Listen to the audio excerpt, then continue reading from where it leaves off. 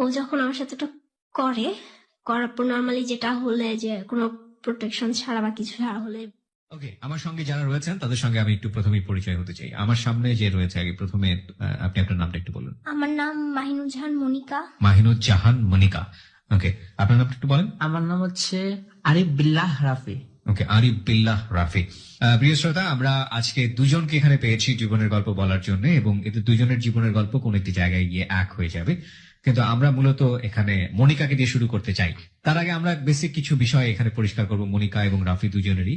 মনিকার বয়স এই মুহূর্তে কত? আমার এখন 17 চলছে। 17 চলছে। ওকে, পড়াশোনা করছেন আপনি? হ্যাঁ। ওকে, কিসে পড়ছেন? আমি এবার এইচএসসি এক্সাম দিয়েছি, মানে ওকে, এইচএসসি পাস ইন্টার পরীক্ষা আপনি দিয়েছেন? ওকে, ফাইনাল পরীক্ষা দিয়েছেন। আচ্ছা, রাফি রাফি কিসে পড়ছেন? আমি এবার ক্লাস 9-এ আছি। আমি আপনার মানে মাদ্রাসায় আর কি পড়ি। মাদ্রাসাতে পড়ছেন, ক্লাস 9-এ। জি। আপনার বয়স এই মুহূর্তে? 23। রাফির বয়স 23, সে ক্লাস 9-এ পড়ছে মাদ্রাসাতে, এবং মনিকার বয়স 17, সে ইন্টার পরীক্ষা দিয়েছে ফাইনাল। কি হতে পারে এদের জীবনের গল্প? অ্যাজিউম আপনি করতে থাকুন, কিন্তু একটা কথা আমি সবসময় বলবো যে জীবন নাটকের চেয়েও অনেক বেশি নাটকীয়, এবং কোনোভাবে অ্যাজিউম করে আসলে বলা যায় না যে হোয়াট ইজ হ্যাপেনিং নেক্সট।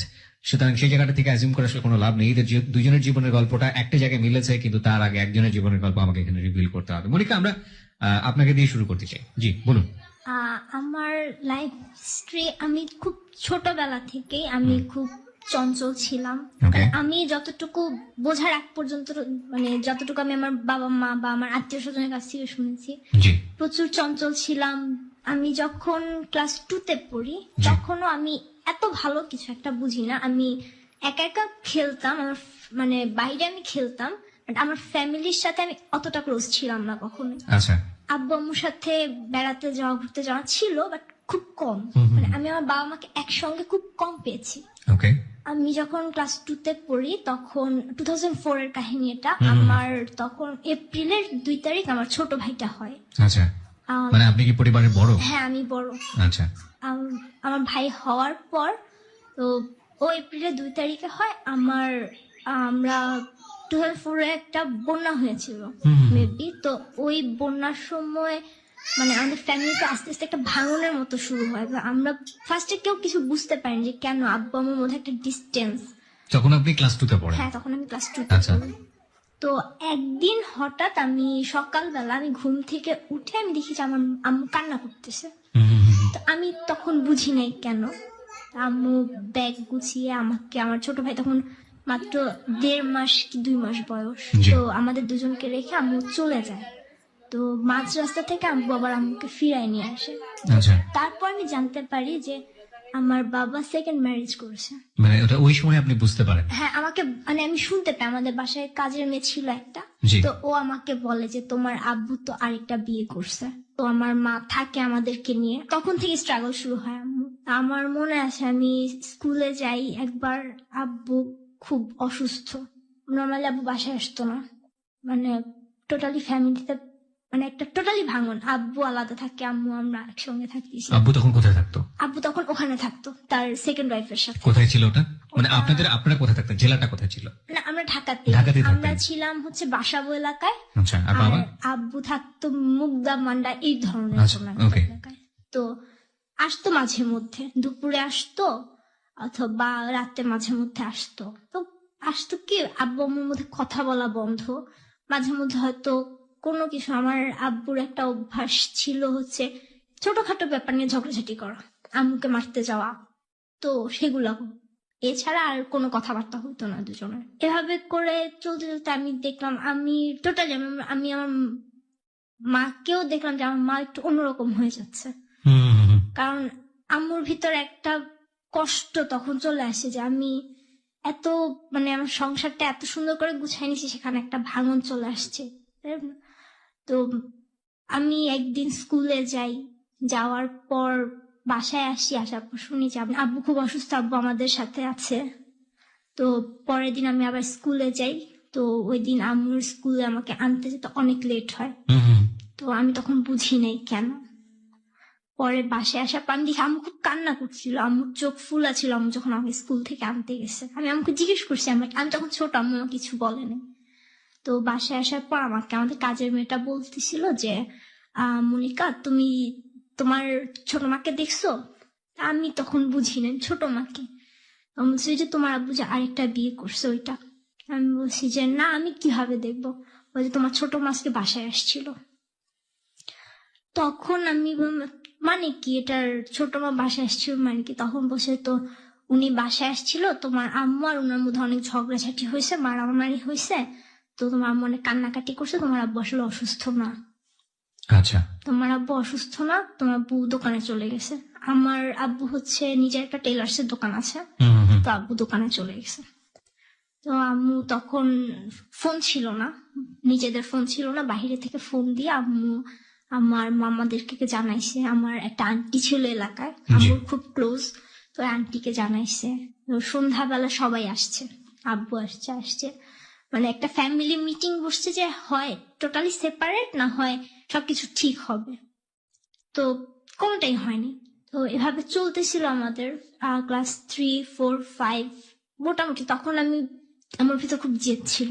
আম্মু আমাকে একটা কোচিং এ ভর্তি করাতে চাই, যে ভালো স্কুলে পড়াতে হলে তো অবভিয়াসলি কোচিং করাইতে হবে, কোচিং না করালে তো ভালো স্কুলে চান্স পাবে না। জি। আমার খুব ইচ্ছা ছিল আমাকে ভিকারুন্নেসা স্কুল এন্ড কলেজে পড়াবে। আমার ইচ্ছা ছিল যে আমি ভিকারুন্নেসায় পড়বো, বাট আব্বু আমাকে কোনো কোচিং করাতে রাজি না। কোচিং করা মানে আলটিমেটলি সে কোনো কিছু টাকা পয়সা দিয়ে কোনো সহযোগিতা করবে না আমাকে। এমনি যদি আম্মু পড়ায় চান্স পাওয়াইতে পারে তো পারবেন, না পারলে তখন সেটা আম্মুর দোষ। আচ্ছা। আমি Motijheel model high school and কলেজে ক্লাস 5 আমি অ্যাডমিশন টেস্ট দিই, এন্ড সেখানে প্রায় মোটামুটি 10-12 হাজার স্টুডেন্টের মধ্যে আমি 8ম হই। Very good. ওকে। তো সেখানে অ্যাডমিট, তো আম্মু যখন আমাকে বলছিল, আব্বু বলছিল আমার ছোটবেলা থেকে গান শেখার খুব শখ ছিল, আমি খুব গান, মানে আমি গানের প্রতি খুব ঝোঁক, আমি বলতাম গান শিখবো। আব্বু আমাকে বলছিল তুমি যদি চান্স পাও আমি তোমাকে গানের স্কুলে ভর্তি করাই দেবো। আচ্ছা। আর আম্মু আমাকে কন্ডিশন দিয়েছিল আমার নুপুর পড়ার খুব শখ, তুমি যদি চান্স পাও আমি তোমাকে একজনের উপর নুপুর বানাই দেবো। আম্মু বানাই এনে রাখছিল, আমাকে দেখাইছে তুমি যদি চান্স পাও এগুলো তোমার। আমি চান্স পেলাম। আম্মু, আমার মনে আছে আমি রেজাল্ট দেখতে আমি যাইনি, আমি ছোট, আম্মু গেছে, অনেক ভিড়। আম্মু রেজাল্ট দেখে এসে আম্মু নিজের হাতে নুপুর খুলে আমার পায়ে পড়াই দিছে। নুপুর খুলে মানে কি? মানে না, আম্মু আচ্ছা, নুপুর কিনে নিয়ে এসে নুপুর বানিয়ে এনে রেখেছিল, ওইগুলো আমাকে নিজের হাতে আচ্ছা পড়াই আচ্ছা দিছে। ওকে। তো আব্বুকে যখন জানাইছি, আব্বু যখন জানছে আব্বু খুশি হয়েছে যে হ্যাঁ পাইছেন। বাট আমি যখন বলছি আব্বু তোমাকে গানের স্কুলে ভর্তি করাবো না, আগে স্কুলে ভর্তি হও তারপরে করাবো। আব্বু খুশি হয়ে আমার তখন স্কুলে ভর্তি হওয়ার টাকা দিল, ভর্তি হলাম, ক্লাস স্টার্ট করলাম। আমাকে ভ্যানে দিল, কারণ মতিঝিল বাসাবো এত দূর আম্মুর আসা যাওয়া পসিবল না, ছোট ভাই একটা, তো আমি আসা যাওয়া করি। বাট আব্বু আমাকে আর গানের স্কুলে ভর্তি করায়নি। ততদিন পর্যন্ত আপনার যে ছোট মা, মানে আপনার যে সৎ মা আমরা যেটা বলি, ওনার ঘরে কোনো বাচ্চা কাচ্চা হয়েছে? না, তখনও হয়নি। তখনও হয়নি। আচ্ছা, শুনি তারপর। তো তারপর হচ্ছে উনার একটা, মানে উনি অন্য একজনের সংসারে ছিলেন আগে। ওনার জন্য ওটা সেকেন্ড বিয়ে? হ্যাঁ, ওনার জন্য এটা সেকেন্ড বিয়ে। ওনার ওইখানে আমার চেয়ে হয়তো 2-1 বছরের ছোট একটা ছেলে ছিল। আমি এটা অনেক পরে জানতে পারি। দেন 6-এ যখন উঠি, 6-এ উঠার পর আমাকে একটা টিচারের কাছে দেওয়া হয়। আমি অল সাবজেক্ট, আমাদের বাসার পাশে একটা ম্যাডাম ছিল, উনি পড়াইতো, আমি ওনার কাছে, আম্মু আমাকে ভর্তি করায় দেয়। কত ছিল বেতন আমার ঠিক মনে নেই এই মুহূর্তে। তো আমি পড়ি, ওনার কাছে যাই, পড়ি। তো আম্মু তখন টোটালি টিউশনিতে ইনভলভ, প্রচুর পরিমাণে। আমি সকাল থেকে রাত পর্যন্ত এর মধ্যে, মানে আমি 6-এ উঠার পর থেকে আমি দেখতে পেলাম যে আব্বু যে 3,000 টাকা দেওয়ার কথা ছিল সেই টাকাও দিচ্ছে না, টোটালি 2,000 বা 2,500 টাকা, তাও ওই যে ভেঙে ভেঙে, ফুলফিল না। তো আম্মুর টাকা দেখা যায় আম্মু আমাদের জন্য কিছু জমাবে। আম্মু খুব চিন্তা ছিল যে আমার ভাইয়ের চেয়ে বেশি আমাকে নিয়ে যায়, আমার তো মেয়েটাকে তো দেখতে হবে। ছেলে তো ছেলের কিছু হইলে কখনো সমাজে কোনো চোখ পড়বে না, বাট মেয়ের জন্য তো আমার কিছু করতে হবে, মেয়ের ভবিষ্যৎ তো অন্ধকার। আম্মু অল্প অল্প করে আমার জন্য টাকা জমাইতো, তারপরও খুব কষ্ট করতে হইতো আম্মুকে। আমি 6-এ ওঠার পরেই আব্বু বাসায় রেগুলার মানে খাওয়া দাওয়া স্টার্ট করে, টাকার অ্যামাউন্ট কমায় দেয়, কিন্তু আব্বু দুপুরবেলা খাচ্ছে রেগুলার। আমি যখন বিকালবেলা কোচিং করে বাসায় আসতাম, তা আব্বু আমাকে বলতো আম্মু কোথায়? না, আম্মু তো টিউশনিতে গেছে। না, তোমার আম্মু টিউশনিতে যায় নাই, আমি তোমার আম্মুকে কালকে দেখছি, তোমার আম্মু ওইরকম একটা লোকের সাথে কথা বলতেছে, তোমার আম্মু এরকম একটা লোকের সাথে যাচ্ছে, মানে কথা বলে দেখছি, ঘুরতে যায়। তো আমি এগুলো আম্মু আসতে আমি বলতাম, আম্মু জানো আব্বু এগুলো বলে। তারপর আম্মু বলে তোমার আব্বু কত কিছুই বলবে, তোমার আব্বুর কথা কখনো শুনবা না। তো আমি শুনবো না বাট প্রতিদিন একই টাইপ কথা। মানে আপনার মা সম্পর্কে আপনার বাবা বলতো এসব কথা? হ্যাঁ, আম্মুর ক্যারেক্টার সম্পর্কে। ওকে, ঠিক আছে। তারপর আমার মাথায় ঢুকে যায়, আমার বলে যে তোমার মা এরকম করে, তুমিও দেখায় দাও। তো তুমিও দেখাই দাও? হ্যাঁ, তুমিও দেখা যাও, তুমিও তারই মেয়ে, তুমি পারো। তোমার মা যদি এগুলো করতে পারে তুমিও পারো, তুমি তো ভালো, তোমার মার সঙ্গ তোমাকে দিতেছে না, তোমার মা তোমাদেরকে ঠিকভাবে যত্ন করতেছে। এটা আপনার বাবা আপনাকে বলতো? হ্যাঁ, আমার বাবা আমাকে বলতো এরকম। রোজার কয়েকদিন আগে আমি একটা ছেলের সাথে, মানে একটা ছেলে আমার সাথে প্রায় ঘুরতো, আমি ভ্যানে আসা যাওয়া করতাম, আমাদের এলাকার একটা ছেলে ছিল। তো ওই ছেলেটা তখন ক্লাস 10-এ পড়ে, আমি 6 or 10-এ। তো ওর নাম ছিল হচ্ছে রায়হান। তো আমাকে মানে লেটার পাঠাইতো, আমি কিছু বুঝতাম না, আমি কখনো খুলে পড়েও দেখিনি যে কি পাঠায়। ছেলেটা কি আপনাদের এলাকাতে থাকতো নাকি আপনার স্কুলে? আমাদের এলাকায় থাকতো। আমি জাস্ট উপরে আই লাভ ইউ লেখা দেখে আমি জাস্ট টোটালি কাগজটা ছিঁড়ে একদম কুচি করে আমি ওই মেয়েটার হাত দিয়েছি। আমি বলছি, যে তোমাকে দিয়েছে তাকে দিয়ে ফেরত দিয়ে আসো। তো ও বলে কি আমি পারবো না। আমি বলছি, না তুমি নিয়ে আসছো, এখন তোমারই দিতে হবে। পরে ও নিয়ে গিয়ে ওই ছেলেটার হাতে কাগজ দিয়ে আসছে। তো দেওয়ার পর ও, আমি দেখি যে ছেলেটা কান্না করতেছে। আমার মাথায় তখন আব্বুর ওই কথাটা চলে আসছে যে আমাকেও দেখাইতে হবে, আমিও একটা ছেলের সাথে মিশবো। তো আমি কথা ফার্স্টে বলতে চাইনি, তো ওই মেয়েটাকে ডাক দিছে, ডাক দিয়ে বলতেছে একটু ওকে বলো, আমি একটু ওর সাথে কথা বলবো। কান্না করতেছে। তো পরে আমি ফিরে তাকালাম যে হ্যাঁ কি হয়েছে। তো বলতেছে যে দেখো, তুমি আমাকে লাভ করো কি করো না আমি জানি না, বাট আমি তোমাকে লাভ করি। আমি জিজ্ঞেস করলাম, দেখেন আমি এসবের কিছুই বুঝি না, ছেলেটা প্রতিদিন এরকম ডিস্টার্ব করতেছে, আসতে যেতে, আমি ভ্যানে আসা যাওয়া করি, আমার সাথে আপুরা আসে। তো ওরা আমাকে বলতো ছেলেটা প্রত্যেকদিন দেখে দাঁড়ায় থাকে, সমস্যা কি? পর আমি আপু আমি চিনি না, কারণ আমি জানি যদি ওদের কাছে বলি, আমার স্কুলে যদি ব্যাপারটা একটু কথা ছড়ায়, আমি স্কুলে অনেক দুষ্টামি করতাম। আচ্ছা। তো তখন দেখা যাবে আমি হয়তো, মানে মেয়েরা সবাই আমাকে ভালো জানে, আমাকে তখন সবাই খারাপ বলতে পারে যে এতটুকু মেয়েও আবার ছেলেদের সাথে মিশে। তো আমি বলি নাই। পরে একদিন ওই ছেলেটা আবার আমাকে একটা লেটার পাঠায়। তো আপু বলতেছে, ও আমার সাথে যে মেয়েটা ছিল ছোট পিঠা, ও আমাকে বলছে আপু তুমি এটা পড়ে দেখো। আচ্ছা। তুমি এটা ছিল না, তুমি পড়ে দেখো। আমি পড়লাম, আমার ঠিক মনে নেই কি লেখা ছিল, জাস্ট এতটুকু প্রত্যেক লাইনে আই লাভ ইউ কথাটা ছিল। আচ্ছা। প্রত্যেক একটা কথার পর আই লাভ ইউ লেখা। তো পরে আমি একটা ছোট্ট একটা কাগজ নিলাম, নিয়ে আমিও এখানে আই লাভ ইউ লিখে আমি ওই মেয়েটাকে দিয়ে পাঠিয়ে দিলাম, দিয়ে আসো। এটা কি আপনি বুঝে করেছিলেন নাকি এমনি? না বুঝি, এমনি। ওকে। তো দিলাম, দেওয়ার পর তো খুশি ছেলেটা। তো রিলেশন কি, আমি কোচিং এ যাই আসি বা স্কুলে যাই আসি, আমি যখন স্কুল থেকে বাসায় ফিরি তখন স্কুলে যাওয়ার টাইম ওর রাস্তায় থাকে, দেখা হয়।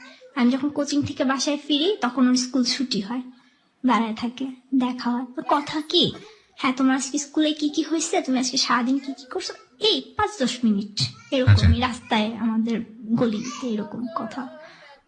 তো এর মধ্যে আমার ফ্যামিলি কিছুই টের পায়নি, কিছুই না। আমাদের এভাবে রিলেশন 1.5 মাস ছিল। তো রোজার প্রায় শেষের দিকে আমার ঈদের, হ্যাঁ ও আমাকে বলছিল যে তোমার কি কোনো লাল কালারের ড্রেস আছে? আমি বলছি হ্যাঁ আছে। বলছিল আমি তোমাকে একটা রিকোয়েস্ট করবো, রাখবা? আমি বলছি হ্যাঁ বলো। তো বলছিল যে তুমি এবার ঈদে একটা সিঁদুর লাল কালারের একটা ড্রেস বানাবা। তো আমি আমার আব্বুকে বলি, কারণ নর্মালি আমি ছোটবেলায় ড্রেস আম্মু কিনে দিত, আর যখন একটু বড় হয়েছে আব্বুই বিভিন্ন ডিজাইন করে, যেহেতু আব্বু নিজের দোকান টেলার্সের, আব্বু বানাই দিত ড্রেস। তো আমি আব্বুকে বলছি, আব্বু আমাকে ফুল রেড কালারের একটা সিঁদুর লাল রঙের আমাকে একটা ড্রেস বানাই দিবা। আমি ডিজাইন বলে দিছি, আব্বু আমার জন্য কাপড় কিনে বানায়ও ফেলছে। তো রোজার প্রায় শেষের দিকে ও আমাকে একদিন হঠাৎ করে, আমাদের বাসা ছিল পাশাপাশি বিল্ডিং, তো ওদের বাসার সিঁড়িঘরে যে ভেন্টিলেটর আছে সেটা থেকে আমাদের বাসার রুম দেখা যেত। আচ্ছা। আমাকে একদিন ভেন্টিলেটর এসে ইফতারের আধা ঘন্টা কি 1 ঘন্টা আগে আমাকে ডেকে বলতেছে যে মনে কি একটু নিচে আসো, কথা আছে তোমার সাথে আমার। তো আমি গেছি, হ্যাঁ বলো কি হয়েছে। তো আমাকে বলতেছে দেখো তোমার সাথে আমার রিলেশনটা রাখা সম্ভব হইতেছে না, তুমি ইফতারের পর তুমি তোমার আম্মুকে কথাটা বলে দিও। তো আমি বুঝিনি, আমি ভাবছি হ্যাঁ রিলেশন রাখা পসিবল কি, আমি আম্মুকে কি বলবো, যে এরকম বলবা যে আম্মু আমি একটা ছেলেকে পছন্দ করি। তো আমাকে ঠিক যেভাবে বলছে, আমি ইফতারের পর আব্বু চলে গেছে দোকানে, আমার ভাই তো ছোট। আমি ঠিক বুঝতে পারিনি, এখানে আপনাকে একটু থামাচ্ছি। আপনাদের রিলেশন যদি রাখা পসিবল নাই হয়, সেটা মাকে কেন বলতে হবে? হ্যাঁ, সেটা আমিও তখন বুঝি নাই, আমি আচ্ছা। জিজ্ঞেসও করিনি যে কেন। ও আমাকে বলছে তুমি ওর আম্মুকে সাথে আপনার বলে বয়সের দিতে। ডিফারেন্স কত ছিল? 4 বছরের। 4 বছরে। ও বলছে আপনার মাকে বলার জন্য। হ্যাঁ, আম্মুকে বলে দিতে। Very interesting. ওকে, বলুন তারপরে। তো আমি ইফতারের পর আমি আম্মুকে বললাম যে আম্মু এরকম ওই বাসায় থাকে একটা ছেলে, ওর নাম হচ্ছে রায়হান, আমি ওকে পছন্দ করি। আমার মনে আছে আম্মু শুয়েছিল, আম্মু শরীরটা একটু খারাপ ছিল ইফতারের পর। তা আম্মু উঠে বসে গেছে, কি হয়েছে তুমি কি বললা? পর আমি আবার বললাম আমি এরকম একটা ছেলেকে পছন্দ করি। তো মনে আছে আমার মা আমাকে কখনো মারেনি, ওই দিন ফার্স্ট আম্মু আমাকে আমার গালে একটা চড় মারে। আমি খুব- রায়হান আপনাকে এটাই বলতে বলেছে? হ্যাঁ, এটাই বলতে বলছি যে তুমি আমাকে এটা বলবা। আচ্ছা, তো পসিবল না তাহলে এটা এটা এটা কোত্থেকে আসলো? রিলেশনশিপ আপনি পছন্দ করেন ছেলেটাকে, সেটা আপনার মাকে বলতে বলছে, হ্যাঁ, তারপরও বলছে যে ও রিলেশনটা রাখবে না।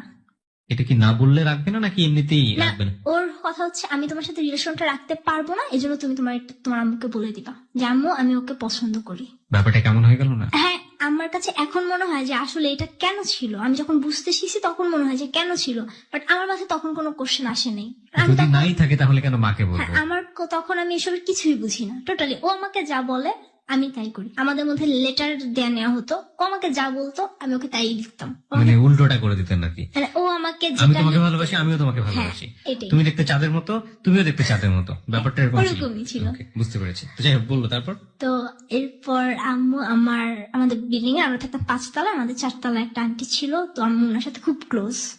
ওই আন্টির সাথে যে কোনো ডিসিশন নেওয়ার আগে আম্মু আন্টির সাথে পরামর্শ করে তারপর ডিসিশন নিত। তো আম্মু আমার ছোট ভাইকে পাঠালো যে তুমি একটু তোমার আন্টিকে নিয়ে আসো, আমাকেও পাঠালো যে যাও নিয়ে আসো, কিছু বলবো না, আম্মু ডাকে।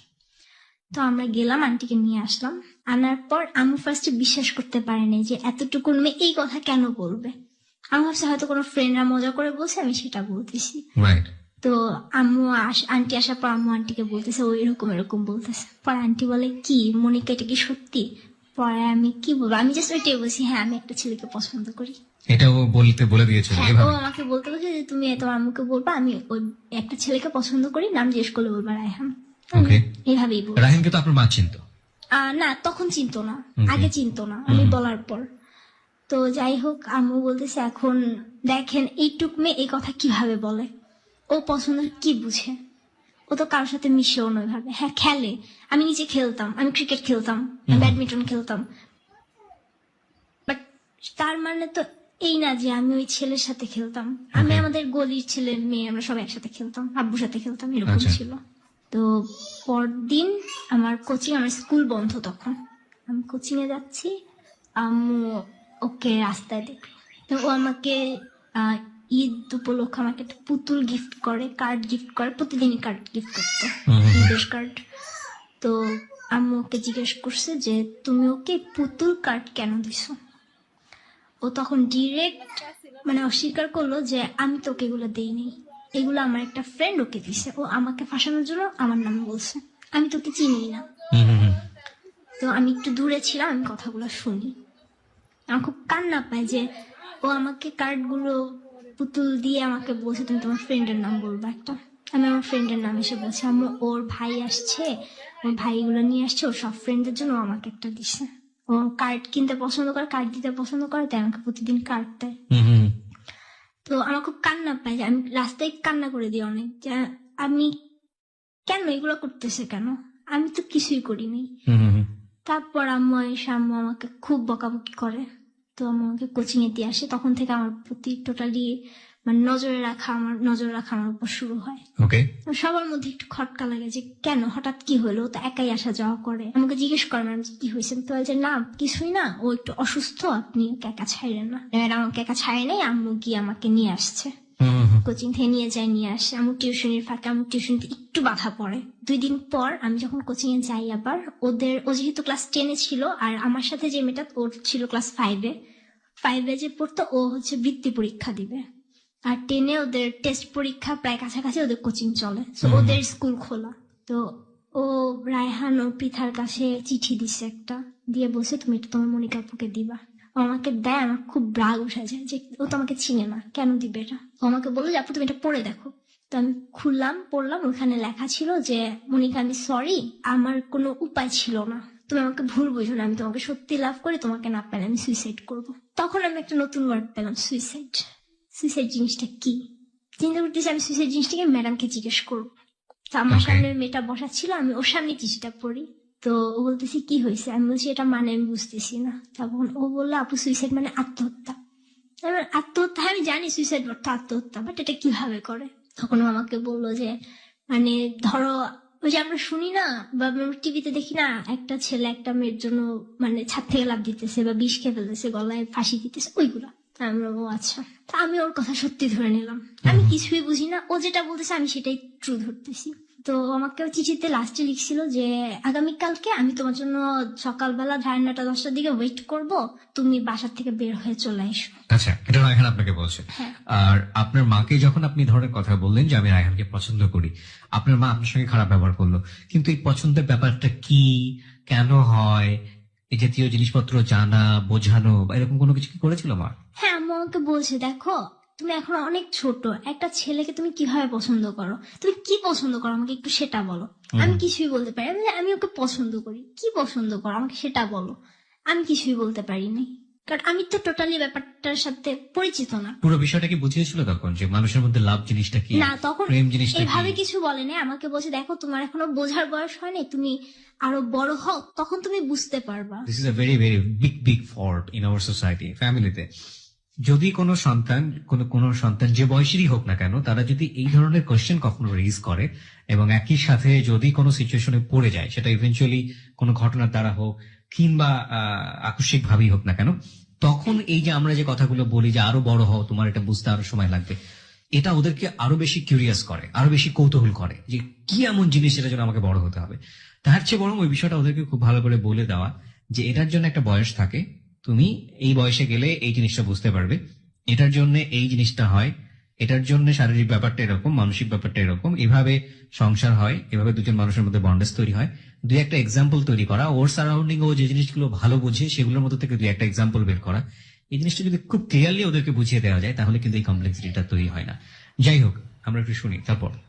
হ্যাঁ, তারপর আমি চলে আসতে বলেছে আপনাকে? হ্যাঁ, আমাকে চলে আসতে বলে। তো আমি পরদিন আমাকে আবার এটা বলে যে তুমি এটা তোমার আম্মুকে বলো না। তো আমি ঠিক আছে আম্মুকে বলবো না। তো ওই দিন আমার ইফতারের সময় আম্মু আব্বুর সাথে তো কথা বলেই না। ওই দিন অনেক বছর পর আম্মু আব্বুর সাথে কথা বলে শুধু আমার জন্য। ওকে, চলে আসা বলতে আপনি কিছু বুঝতে পেরেছেন? চলে যাওয়া না, বলতে কি? চলে আসা মানে ও বলতেছে তুমি বাসা থেকে বের হয়ে আসবা, আমরা ঘুরবো।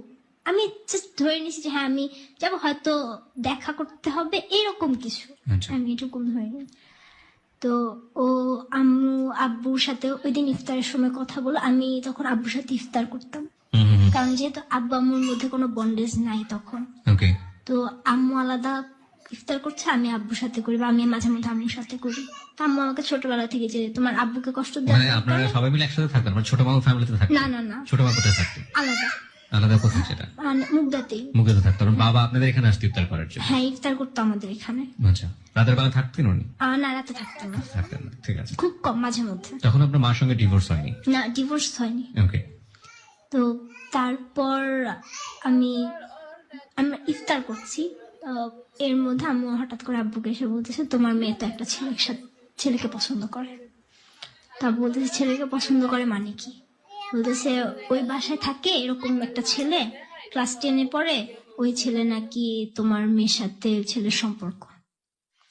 তো আব্বু ভালো মতো কিছু শোনার আগে আব্বু আমাকে অনেক জোরে একটা চড় মারে, এটা আমার মাথায় লাগে। And মাথায় লাগার পর কিছুদিন পর থেকে আমি সাফার করতে শুরু করেছি, আমার চোখে একটু। আমি ঠিক বুঝলাম না, বাবাই তো আপনাকে ইন্সপায়ার করলো হ্যাঁ, এসব জায়গাতে যাওয়ার জন্য? বাবা ইন্সপায়ার করেছে, বাট তার টার্গেট ছিল সে আমার মাকে আমার কাছে ছোট করবে, সে ফ্যামিলির কাছে আমার মার দোষ দিবে যে আমার মা আমাদেরকে রেখে টিউশনি করে তাই আমরা খারাপ হয়ে গেছি। আচ্ছা, বাবা চড় মারলো, তারপর? তো মারার পর আমি খুব কান্না করি। ইফতার আমি রোজা ছিলাম, বাট আমার ওইভাবে আমি ইফতার করা হয়নি। তারপর মানে টোটালি আমি খুব মানে আমি বললাম আমি চঞ্চল ছিলাম ছোটবেলায়, আমি তখন থেকে আস্তে আস্তে খুব চুপচাপ হয়ে যাওয়া শুরু। বাবাকে আমি আগে থেকেও ভয় পেতাম, বাট তখন আরো বেশি ভয়। তো পরদিন ও আমাকে সকালবেলা আম্মু মনে আছে আমি 7টা বাজে টিউশন নিতে যেত, 6টা-7টার সময়। তো যে আম্মু 7টার দিকে মেবি টিউশন নিতে গেছে। তো আমাকে ওদের ভেন্টিলেটর থেকে আমাকে বলছে তুমি তোমার একটা ড্রেস নিয়ে ব্যাগে করে তুমি নামো, নিচে নামো। আমার ভাই তখন খুব ছোট, আমি 6-এ পড়ি, ওর 3 কি 4 বছর বয়স তখন মাত্র। আচ্ছা, তো আমি ওর কথা মতো আমি একটা ড্রেস ব্যাগে নিয়ে আমি নিচে নামছি। আমাকে বলছে যে তোমার বাসায় ডায়েরি আছে না? আমি বলছি হ্যাঁ আছে। তুমি ওইখানে লিখে রেখে আসো যে তুমি 3-4 দিনের জন্য কোথাও যাইতেছো, তুমি আসবা না বাসায়। আমি ওর কথা মতো ডায়েরিতে ওটা লিখে রেখে আমি চলে যাই। আমার ভাইটা খুব কান্না করে, আমার এখন মনে হয় খুব খারাপ লাগে। আমার এতটুকুন ভাই প্রচুর কান্না করে, আমাকে গেট থেকে বের হতে দেয় না। ও কিভাবে বোঝে যে আপনি কোথাও যাচ্ছেন? আমি খুব তাড়াহুড়া করে বের হইতেছিল প্রচুর। ও আমার কাছে, কারণ ও যখন কাজের মেয়ে পাঠায় দেয় ও তো আমার কাছেই থাকে সব সময়। আমরা দুজন একসঙ্গে থাকি, যত যাই হোক আমরা খেলি, দুষ্টামি করি, ওকে আমার সাথেই রাখা। তো আমি আম্মু বাসায় নাই, আমি এত সকালবেলা বের হয়ে যেতে, মানে ছোট মানুষ একা ভয় পায় এরকম আর কি। ও খুব কান্না করছে, তো আমি ওকে চকলেট দিয়ে কয়েকটা আমি বের হয়ে চলে গেছি। খুব প্রচুর কান্না করতেছিল। তো আবার আমাদের 4তলার আন্টিকে বলে ব্যাপারটা, আন্টি আপু কই জানি চলে গেছে, বের হয়ে গেছে। ওই বাসার যে একটা ছেলে আছে আপুকে ডাক দিছে, ও তখন কথা বলতে পারে ভালোভাবেই। তো আমি তো গেছি, যাওয়ার পর ওর সাথে আমার যত লেটার গুলো নেওয়া হইতো অনেক লেটার হয়ে গেছিল, মানে আমার বাসায় লুকায় রাখার মতো জায়গা ছিল না। ও আমাকে বলছিল যে তুমি এগুলো ছিঁড়ে ফেলো। আমি ওর সামনে রাস্তায় ওর দিয়ে সব লেটার গুলো ছিঁড়ে ফেলছিলাম, বাট ও আমার দিয়ে একটা লেটারও ছিঁড়ে নেই। ওগুলো সব ওর স্কুল ব্যাগে ছিল। আচ্ছা, ও আমাকে বের হতে বলে, আমি তো আমার ব্যাগ নিয়ে, ওর কোনো ডকুমেন্টস আমার কাছে নাই, জাস্ট পুতুল আর কার্ড গুলো ছাড়া। তাও ওইগুলো আম্মু আমার মনে আছে ওয়ার্ড্রোবের পিছনে ফেলে দিছিল, আমি যেন উঠাইতে না পারি, দেখতে না পারি। আচ্ছা। আর ওর স্কুল ব্যাগটা সোফার উপর ফেলে রেখে চলে আসে। ওই স্কুল ব্যাগে আমার সব লেটার গুলো ছিল। এসে তারপরও আমাকে বলে যে চলো। আমি কোথায় যাবো? বলছি হ্যাঁ ঘুরতে যাবো। তুমি ড্রেস আনতে বলছো কেন? বলছে আমরা বাসা থেকে বের হয়ে গেছি, আমাদের রিলেশন যদি না মানে তাহলে আমরা বাসায় ফিরবো না। আচ্ছা। তো ব্যাপারটা আমি তখন কিছুই বুঝিনি। হ্যাঁ আমি যাই, কি হয়েছে? আমি তখন টিভি দেখি, নাটক দেখি। হ্যাঁ টিভিতে তো নাটক সিনেমা তো হয়, এরকম যায় ছেলে মেয়ে একসঙ্গে যায়, পরে বাবা মা মেনে নেয়, তারপর আমরা মানে আবার ছেলে মেয়ে ফিরে আসে, আমি ওইভাবে ধরে নিছি সেরকমই কিছু একটা। তো পরে গেলাম, ঘুরলাম সারাদিন। ওর ফ্রেন্ডের কাছ থেকে 1,000 টাকা ম্যানেজ করলো, ওর একটা ফ্রেন্ড আসলো সাথে, আমরা 3 জন সারাদিন ঘুরলাম। ওর একটা MP4 প্লেয়ার ছিল তখন, তো এটা বিক্রি করার জন্য অনেক ট্রাই করলো, বাট বিক্রি করতে পারেনি। আমরা অনেক জায়গায় গেলাম, পুরো এলাকা মুহূর্তের মধ্যে এলাকা ছড়াই গেল যে মনিকা আর রায়হান নাই হয়ে গেছে, ওরা দুজন বাসা থেকে বের হয়ে গেছে। আমি তখন টোটালি ব্যাপারটা কিছুই বুঝি না। ও ক্লাস 10-এ পড়ে, ও মোটামুটি না ভালো মতোই বুঝে।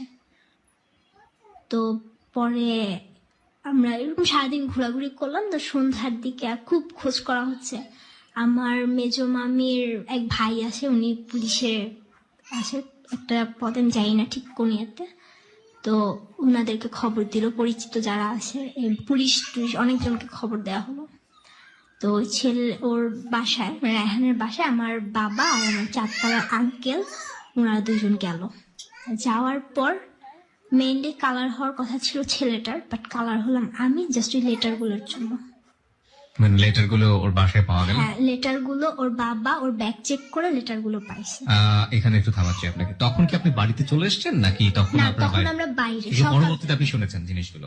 আমি তখন জানি সব, আমি তখন বুঝতেছি মানে যে, কিন্তু আপনি তো যখন বাইরে আছেন। হ্যাঁ তখন আমি জানি না যে লেটার কি হচ্ছে না কি হচ্ছে। পরবর্তীতে শুনেছেন?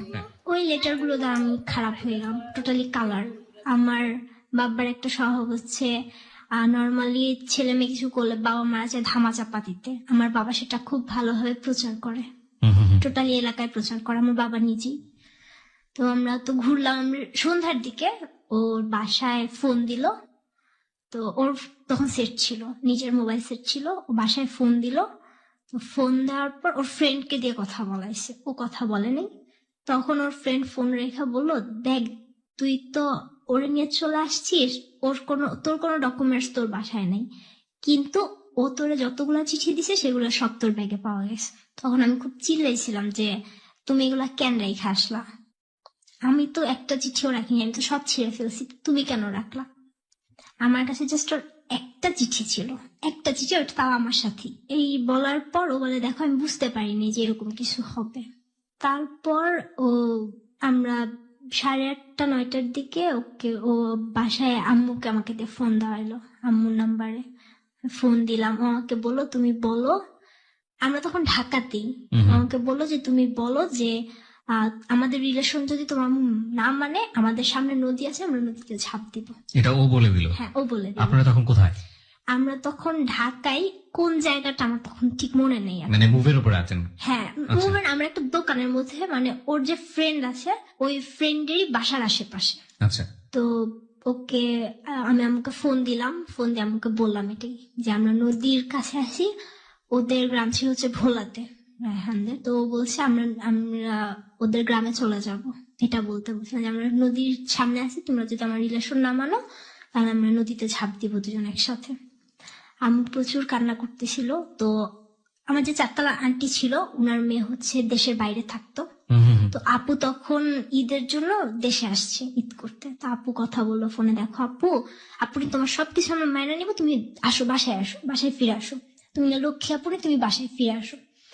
তো আমি খুব কান্না করতেছিলাম। আমি বললাম ঠিক আছে, আগে বললো যে তোমরা আমাদের রিলেশন মানছো। বললো হ্যাঁ, তোমরা যেটা বলবা সেটাই করবো, তুমি আসো। আমাকে 10টা 10:30টার দিকে আমাকে বাসায় দিয়ে আসলো। আব্বু তখন আর বাসায় নাই। আব্বু সারাদিন অনেক হাঙ্গামা করছে আম্মুর উপর, অনেক, আমি বাসায় এসে শুনতে পারছি যে আম্মুর উপর অনেক মানে ঝগড়াঝাটি, আম্মুকে অনেকবার মারতে আসছে, এরকম অবস্থা। পরদিন আব্বু যখন ইফতারের সময় আসছে, আমি আব্বুর সামনে যাই না, আব্বু সাথে কথা বলে না। আমি চিন্তা করতেছি আমি কি করলাম যে আমার সাথে সবাই এরকম বিহেভ করতেছে। পর একদিন আম্মু নামাজে দাঁড়ায়, আম্মু নামাজ পড়ছে, জোহরের নামাজ।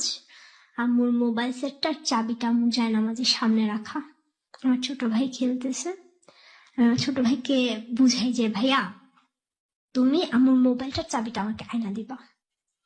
ও বুঝে নেই যে আমি বাসা থেকে আবার বের হয়ে যাব। আমাকে আয়না দেয়, দেওয়ার সঙ্গে সঙ্গে আমি ওকে সরাই দিয়ে আমি দরজাতে বের হয়ে আমি দরজা বাইরে দিয়ে লক করে রেখে আমি চলে যাই। যাওয়ার পর আমি সেই যে পৃথা ছিল আমার সাথে, আমি ওদের বাসায় যাই। তো আমি বলছি আমার একটা ফ্রেন্ডের বার্থডে, আমি আসছি, তো আমি যাবো, এখানে তো অনেকদিন তোমাদের সাথে দেখা হয়, আমি দেখা করতে আসলাম। আমি বলছি আন্টি তো জানবে না, আন্টিকে বলে আসছো, আন্টি বের হইতে দিছে। আমি বলছি আমি বাহিরে দরজা আটকে চলে আসছি। আমি বলছি আচ্ছা আমি এখন যাই, আমি পরে তোমাদের সাথে আবার কথা বলবো। আমি বুঝতে পারিনি যে কি হইতেছে বা কি, আমার জিদ ছিল যে আমার সাথে এরকম করবে কেন, আমি বের হবো বাসা থেকে। তো ওরা আব্বুর দোকানটা আমাদের এলাকাতেই, তো দোকানে গিয়ে আব্বুকে বলে যে আঙ্কেল আপু তো আবার বের হয়ে গেছে। আম্মুর কাছে তো মোবাইল নেই, আম্মু জানাইতেও পারতেছে না সঙ্গে সঙ্গে। আমি আবার ঘুরতে ঘুরতে ওর যে ফ্রেন্ডটা আমাদের সাথে ছিল ওদের এলাকায় চলে গেছি। তো ওর ফ্রেন্ডটা আমাকে দেখে, দেখার পর ও আমাকে বলে কি ব্যাপার, তুমি এখানে কি করো? এর মধ্যে পুরো এলাকায় ছড়াই গেছে মনিকা একা বাসা থেকে বের হয়ে গেছে। তো রায়হানের ফ্যামিলি রায়হানকে আটকায় ফেলছে বাসায়, ওকে বের হইতে দেয় না, ওর মোবাইল নিয়ে গেছে, কারণ ওরা ভাবছে আমি হয়তো ওর সাথে যোগাযোগ করবো। পরে ওর ফ্রেন্ডটা আমাকে একটা দোকানে বসায় রেখে ও বাসা থেকে রেডি হয়ে আসছে, আমাকে বুঝাইছে দেখো তুমি তো ওকে বের করো নাই, তুমি একা বের হয়ে আসছো কোন সাহসে? তোমার উচিত ছিল তুমি ওকে বের করবো, তারপর তুমি বের হবা, তুমি একা বের হয়েছো কোন সাহসে? আমি বলছি যে দেখেন ভাই আমি জিদ করে বের হয়েছি, আমাকে বাসা আটকায় রাখা হয়েছে, কেন আটকায় রাখা হবে, আমি কি করছি, আমাকে এরকম করা হয়েছে, আমি কি করছি? তো ভাই আমাকে নিয়ে বলছে আচ্ছা তুমি বের হয়েছো চলো। ভাই আমাকে নিয়ে ঘুরে তো সন্ধ্যার দিকে ওই ভাইয়াটা আমাকে বাসায় দিয়ে আসে।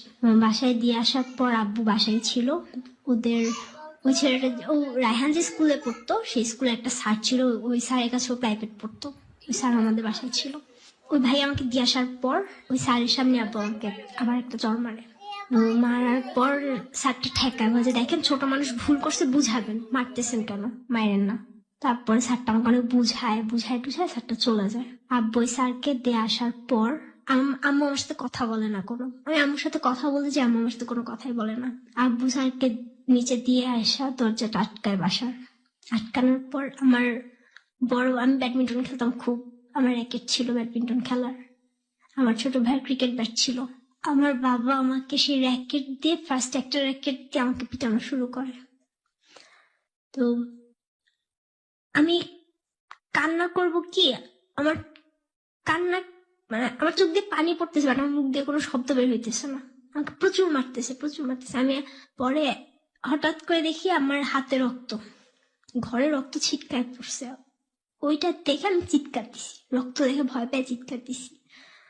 দেওয়ার পর আব্বু আমাকে অনেক গালাগালি করে, অনেক খারাপ ভাষা, অনেক গালাগালি করে। আর ফার্স্ট যে র্যাকেটটা দিয়ে মারতেছিল, র্যাকেটটা ভেঙে যায় মারতে মারতে। তারপর আমি আম্মুর পায়ে ধরি, আম্মুর পায়ে ধরে মাপছি যে আম্মু আমি এগুলো কখনো করবো না, তোমাকে মাফ করে দাও। আম্মু আমাকে ধরে নেই। তো আম্মুর একটা কথা ছিল, আম্মু বলতো শাসন করো, মারো, বাট কখনো মাথায় মারবা না, হাতে পায়ে মারো, মাথায় মারবা না। বাট আমার বাবা সবসময় মাথায় মারত। তো 2টা র্যাকেট ছিল, 2টা র্যাকেট আমাকে মারতে মারতে ভেঙে ফেলছে। লাস্ট পর্যন্ত সে আমার ভাই ক্রিকেট ব্যাটটা নেয়, আমাকে ওইটা দিয়েও পিঠে আমার মাথা ফাটায় ফেলে। এরপরে যখন আব্বুর একটু হাত কাটে, আব্বু ব্যাট ফালায় দিয়ে আব্বু বলে এইরকম মেয়ে আমার দরকার নেই, আমার এরকম মেয়ে থাকার চেয়ে আমার একটা ছেলে, আমার কোনো মেয়ে নেই। এই কথা বলে আব্বু রান্নাঘর থেকে বটি নিয়ে আসে। তো তারপর বটি নিয়ে এসে আমার ছোট ভাই খুব কান্না করতেছিল। আমি তো রক্ত দেখে ভয় পেয়ে চিৎকার করছি, মানে এমন অবস্থা, আমি আমার ঘরে আমাদের ফ্রিজের উপর রক্ত ছিটকায় পড়ছে, শোকেসের গ্লাসে রক্ত, আমার সারা শরীর রক্তে ভিজে গেছে, এরকম অবস্থা। তো আপু যখন বটি নিয়ে আসছে আমি অনেক ভয় পাইছি, আমাদের বটিটা অনেক বড়। তো আম্মু আমাকে ধরতে আসে নাই, আম্মু আমার ভাইকে পাঠাইছে যে তুমি দৌড় দাও, তুমি দৌড়ে তোমার আন্টির কাছে যাও 4 তলা, তোমার আন্টিকে নিয়ে আসো, বলো যে আব্বু আপনাকে মারতেছে। তো আব্বু জাস্ট বটিটা মানে ধরছে, আব্বু আমাকে কোপ দিবে এরকম অবস্থায় আন্টি চলে আসছে। আমার ভাইটা গিয়ে আন্টিকে বলছে আন্টি আব্বু বটি নিছে, আপুকে খুন করে ফেলবে। আন্টি দৌড়ায় এসে আব্বুর বটিটা হাত থেকে কেড়ে নিছে, দেখে যে আমার শাশুড়ি রক্ত, আমার মাথা ঘুরানো, আমি সেন্সলেস মানে হয়ে যাচ্ছি বাট হচ্ছি না, এরকম অবস্থা। তো পরে আন্টি এসে আমাকে ধরে, তারপর আব্বু আরো মারে আমাকে আন্টি। তারপর আন্টি জোর করে আব্বুকে পাঠায় দেওয়া যে আপনি দোকানে যান, আমি দেখতেছি। আমাকে হসপিটালে নেওয়া হয়নি কোনো, বাসায় আন্টি আমার সবকিছু, আম্মু আসছে, আম্মু কান্না করতেছিল, এসে মানে ব্লাড টাচ সবকিছু মানে পরিষ্কার করে, করার পর মাথায় ব্যান্ডেজ লাগায়। তো আমি খাবো না, আমি প্রচুর কান্না করতেছিলাম আর মানে অনেক ভয় পেয়ে গেছিলাম। পরে আন্টি আমাকে জোর করে, আন্টি নিজে হাত দিয়ে আমাকে ভাত খাওয়ায়, একটুখানি খাওয়ায়, আন্টি আমাকে ঘুম পাড়ায়, ওষুধ খাওয়ায়, ঘুম পাড়ায়, তারপর আন্টি যায়। তো আমার টিউশনি মোটামুটি তখন অনেকখানি ছেড়ে দেওয়ার অবস্থা। আমাকে যখন টিউশনিতে যেত আম্মু আমাকে আন্টির বাসায় রেখে যেত, আমার হাত কাটা, মাথার অবস্থা খারাপ, তো এভাবে রেখে যেত। আর তখন আস্তে আস্তে আমার ফিজিক্যাল চেঞ্জ শুরু হয় এই 6 এর লাস্ট দিক থেকে। ওকে, বুঝতে পারছি যে অ্যাডোলেসেন্স পিরিয়ড যেটাকে আমরা বলি বয়ঃসন্ধিকাল। হ্যাঁ। তো আম্মু আমাকে এরপর ভ্যানে আমাকে দেয় না স্কুলে, আম্মু নিয়ে আসে। পরে এক সময় আমি তার কিছুদিন পরে আমি যখন 7-এ উঠে যাই, তখন আমি জানতে পারি যে এই রায়হান মেয়েদেরকে ইউজ করে, ও আমাকে জাস্ট ইউজ করছে। ওর টার্গেট ছিল, ওর আমাকে ভালো লাগছে, আমাকে এলাকায় কালার করবে। ও এর আগে এরকম 2-3টা মেয়েকে করছে। এটা আপনি কিভাবে জানেন? ওদের বাসায় ওর সাথে থাকতো, ছোট ছিল, আমার সমান ছিল, আমার চেয়ে একটু ছোট ছিল, ওর সাথে ওরা ওকে ভালো করে চিনতো। মানে কারোর কাছ থেকে আপনি এটা শুনেছেন? হ্যাঁ, আমাকে বলছে যে আপু এরকম। তারপর থেকে আমি চুপচাপ তো হয়ে গেছি। আমি 6 এর থেকে আমি কথা বলি না বাসায় ঠিক মতো, একদম একা। আম্মু আমাকে নেয় আনে, আমি কোচিং করি, আমাকে বাসার যে ম্যাডামের কাছে পড়তাম ওই ম্যাডামের কাছে দেয় না। আমি 7-এ জাস্ট একটা জায়গায় অঙ্ক করতাম, আম্মু আমাকে নিয়ে যেত, নিয়ে আসতো। আমি 7-এর বছর টোটালি জাস্ট পড়াশোনা নিয়েছিলাম। হ্যাঁ, আমার একটা অভ্যাস হয়ে গেছিল, আমি আমার ফুফাতো বোনের বিয়ে ছিল, আমি বিয়েতে গিয়েছিলাম আব্বুর সাথে গ্রামে। তো গ্রামে যাওয়ার পর আমার ফুফাতো বোনের বিয়েতে আমি 2000 টাকা পাই। সেখান থেকে 1100 টাকা দিয়ে আমার একটা রেডিও কিনে, আমাকে নিয়ে গিয়ে রেডিও কিনে, আমার রেডিও শোনার অভ্যাস হয়ে গেছিল, প্রচুর রেডিও শুনতাম। তখন থেকে আমার ভিতরে একটা শখ জেদ চেপে গেছিল যে আমি আরজে হব। আমি যে আম্মুকে বলতাম আম্মু আমি তো গান শিখতে পারিনি, আমি আরজে হব। তা আম্মু বলতো পড়াশোনা করো, বড় হও, সব হইতে পারবা। তখন আপনি কোন ক্লাসে পড়েন? ক্লাস 7-এ। তখন আপনি ক্লাস 7-এ পড়েন। ওকে। আমি ক্লাস 7-এর বছর টোটালি পড়াশোনার দিকে ইনভলভ, কোনো কিছু না, পড়াশোনা করতেছি, আম্মুর সাথে আসা যাওয়া করতেছি। হ্যাঁ, তখন আমাকে বোরখা দেওয়া হয়েছিল, আমি বোরখা পড়তাম, বোরখা পরে স্কুলে যেতাম, স্কুল থেকে আসতাম আম্মুর সাথেই। সেই সময়টা থেকে রায়হানের সাথে সম্পর্ক পুরোপুরি না, আমার তখন সব মানে ওই যে আমি ঈদের পর আসলাম, মার খেলাম, তখন থেকে আমার সব অফ। আমি বাসা থেকে বের হওয়া অফ আমার। তো ক্লাস 8-এ ওঠার পর মার্চ মাসে আমার সেজো মামার বিয়ে ছিল। তো তখন ওই একই বিল্ডিং এর রায়হানরা তখন বাসা ছেড়ে চলে গেছে। একই বিল্ডিং এর আমাদের বাসা থেকে দেখা যায় ওদের রুম, ওই বাসায় আরেকটা ফ্যামিলি আসে, ওখানে একটা ছেলে ছিল, ওরা 3 ভাই ছিল আর এক বোন ছিল। বড় ছেলেটা যে সে আমাকে ইশারা ইঙ্গিত মানে যেভাবে আমার আকর্ষণ করা যায়, আমাকে দৃষ্টি আকর্ষণ করা যায় এরকম করতো। আমি ফার্স্টে পাত্তা দিতাম না। তো তারপর আবার ফাজলাম করতে করতে না মানে কি হয়, তখন আমার ফ্রেন্ড ছিল 2-3 জন, তখন আমাদের মধ্যে বয়ফ্রেন্ড কি জিনিস সেটা নিয়ে কথা হতো। ওকে, তখন আমি একটু একটু বুঝি যে হ্যাঁ একটা ছেলের সাথে একটা মেয়ের কি ধরনের রিলেশন হইতে পারে। আমি কথা বলি এসি। তো ওই ছেলেটা আমাকে নাম্বার দেয়। আমি একদিন স্কুল থেকে ওকে ফোন দিই। তো ফোন দিয়ে আমি বলি যে ওর নাম ছিল হচ্ছে রানা। আমি ফোন দিয়ে বলি যে হ্যাঁ কে, আমাকে বলতেছে কে। পরে আমি বলছি বলেন কে হতে পারে। আপনি রানা ভাইয়া না? বলছে হ্যাঁ। তো পরে অনেক রিকোয়েস্ট করার পর আমি আমার নাম বলি, কারণ স্কুল থেকে ফোন দিয়েছি, নর্মালি ওইসব স্কুল থেকে ফোন দেওয়া যায় না, গার্ডিয়ানদের ফোনে কন্ট্যাক্ট করে টিচাররা দিয়ে তারপর দেয়। আমি অনেক কষ্ট করে অনেক কাহিনী করে আমি ফোন দিয়েছিলাম। আর আম্মুর ফোন আম্মু আমাকে তখন ধরতে দেয় না। আর পরে এরকম কথাবার্তা হয়। একদিন আম্মু বাসায় ফোন ভুল করে রেখে যায়, আমি ওকে ফোন দিই, হ্যাঁ আমি এরকম। তারপর বলছে এটা কার নাম্বার? আম্মুর নাম্বার। ঠিক আছে, আমাকে প্রপোজ করে। কয়েকদিন আমি একটু ঘুরে ফার্স্টে বলছে আচ্ছা তুমি আমার সাথে প্রেম করা লাগবে না, আমরা ফ্রেন্ড হয়ে থাকি। আচ্ছা ঠিক আছে। আমরা বেশি দিন ছিলাম না ফ্রেন্ড হয়ে, 1 মাস। এরপর থেকে আমাদের রিলেশন, কিভাবে রিলেশন হয়ে গেছে বলতে পারবো না, হয়ে গেছে। ও আমাকে আই লাভ ইউ বলছে, আমিও বলছি। ওর সাথে রিলেশন বলতে কি কোনো কিছুই ছিল না আমাদের, যে রেগুলার ফোনে কথা বা কোনো লেটার দিচ্ছি নিচ্ছি এরকম কিছুই না। দেখা যায় তো হয়তো 6 মাস পর একবার কথা বলতাম, 9.5 মাস পর একবার কথা বলতাম, এরকম ছিল। তো এর মধ্যে নাকি আপনার স্কুলেরই বড় ভাই ছিল? না না, তাহলে উনি হচ্ছে আমাদের মানে ওই যে বিল্ডিং এর রায়হানরা থাকতো, আমাদের সামনাসামনি বিল্ডিং, ওই বিল্ডিং এরই থাকতো, নতুন ভাড়া আসছে। ওকে। ও হচ্ছে তখন আমাকে বলছিল ভার্সিটিতে পড়ে, 2nd ইয়ারে, অনার্স 2nd ইয়ার। আসলে কি পড়তো? হ্যাঁ পড়তো। ওকে, তার মানে তো বিশাল গ্যাপ আপনার সঙ্গে পড়ে। হ্যাঁ অনার্স 2nd ইয়ারে পড়ে। ওকে। তো তারপর রিলেশন কি আমরা এভাবে যাচ্ছি, 9-এর যখন শেষের দিকে চলে আসছি, আব্বু আমাকে একটা মোবাইল দেয় বাসায়, কারণ আম্মুর সাথে তো আব্বুর কোনো কন্টাক্ট নেই। তার মধ্যে হচ্ছে আমি স্কুলে যাই, কোচিং করে একবারে বাসায় আসতে আসতে আমার সন্ধ্যা রাত হয়ে যায়। আম্মু আমার সাথে থাকে কিন্তু আব্বু তো খোঁজ নিতে পারছে না, সেজন্য আমাকে একটা ফোন দেয় সিম সহ। তো ওই নাম্বারটা শুধু আব্বু আম্মু জানতো আর আমার চাচা জানতো, আর কেউ জানতো না। তো আমি ওর থেকে আবার ও আমাকে এটা জানার পর আমাকে একটা সিম দেয়, বাংলালিংক সিম। তো আমি ওই সিমটা আমি নেই, ওই মোবাইলে নিয়ে চালাই, ওর সাথে কথা বলি। তখন ডিসেম্বর মাস, 9-এ আমি যখন পড়ি, ওর কাছ থেকেই আমি মোটামুটি না পুরোপুরি লাভ জিনিসটা কি, একটা ছেলের সাথে একটা মেয়ের রিলেশন কেমন হতে পারে, কি ধরনের কথাবার্তা হতে পারে, সবকিছু আমি ওর কাছ থেকেই শিখি। আমি বুঝতাম না, মানে আমার নিজের কাছেই ভাবতে অবাক লাগে যে আমি তখন কিছুই বুঝতাম না। ইভেন আমি ওকে একবার জিজ্ঞেস করছি, আমাদের বাসার ওখানে একটা মেয়েকে রেপ করা হয়েছিল, আমি ওকে জিজ্ঞেস করছি আচ্ছা রেপ জিনিসটা কি। তো তখন আমাকে বলছিল তুমি বুঝো না? আমি বলছি না। তখন আমাকে বলছিল আচ্ছা আমি তোমার বাসায় আসি তোমাকে বুঝাই দিয়ে যাই। পরে আমি বলছি না দরকার নেই। এভাবে করে আমার 9 শেষ করলাম, ক্লাস 9 আমি নিউ 10-এ উঠলাম। ওঠার পর ফেব্রুয়ারি মাসের দিকে ও একদিন আমাকে খুব রিকোয়েস্ট করলো যে দেখো তোমার সাথে তোমার এতদিনের রিলেশন হয়ে গেছে, আমরা জাস্ট ফোনে একটু কথা বলি, দেখা হলে হয় না হলে নেই, আমি জাস্ট তোমার হাতটা একটু টাচ করবো, কিচ্ছু আমি তোমাদের বাসার সিঁড়িতে আসবো, জাস্ট তোমার হাতটা একটু টাচ করবো। আমি বলছি এটা তো পসিবল না। না প্লিজ, আমি তোমার জাস্ট হাতটা একটু টাচ করবো। আসলো, সন্ধ্যা ছিল, আম্মু কি জন্য যেন একটু বাহিরে গেছিল, তখন আম্মু টোটালি টিউশনি থেকে বাইরে, আম্মু কোনো টিউশনই করে না তখন।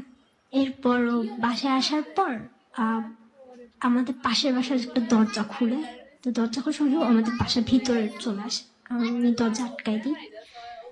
আমার সামনের রুমে ড্রয়িং রুমের লাইট অফ ছিল, তো ও আমার ভাইকে ভিতরে পাঠায় দেয় যে ভাই তুমি একটু ভিতরে যাও, তুমি আপনার সাথে একটু কথা বলবো।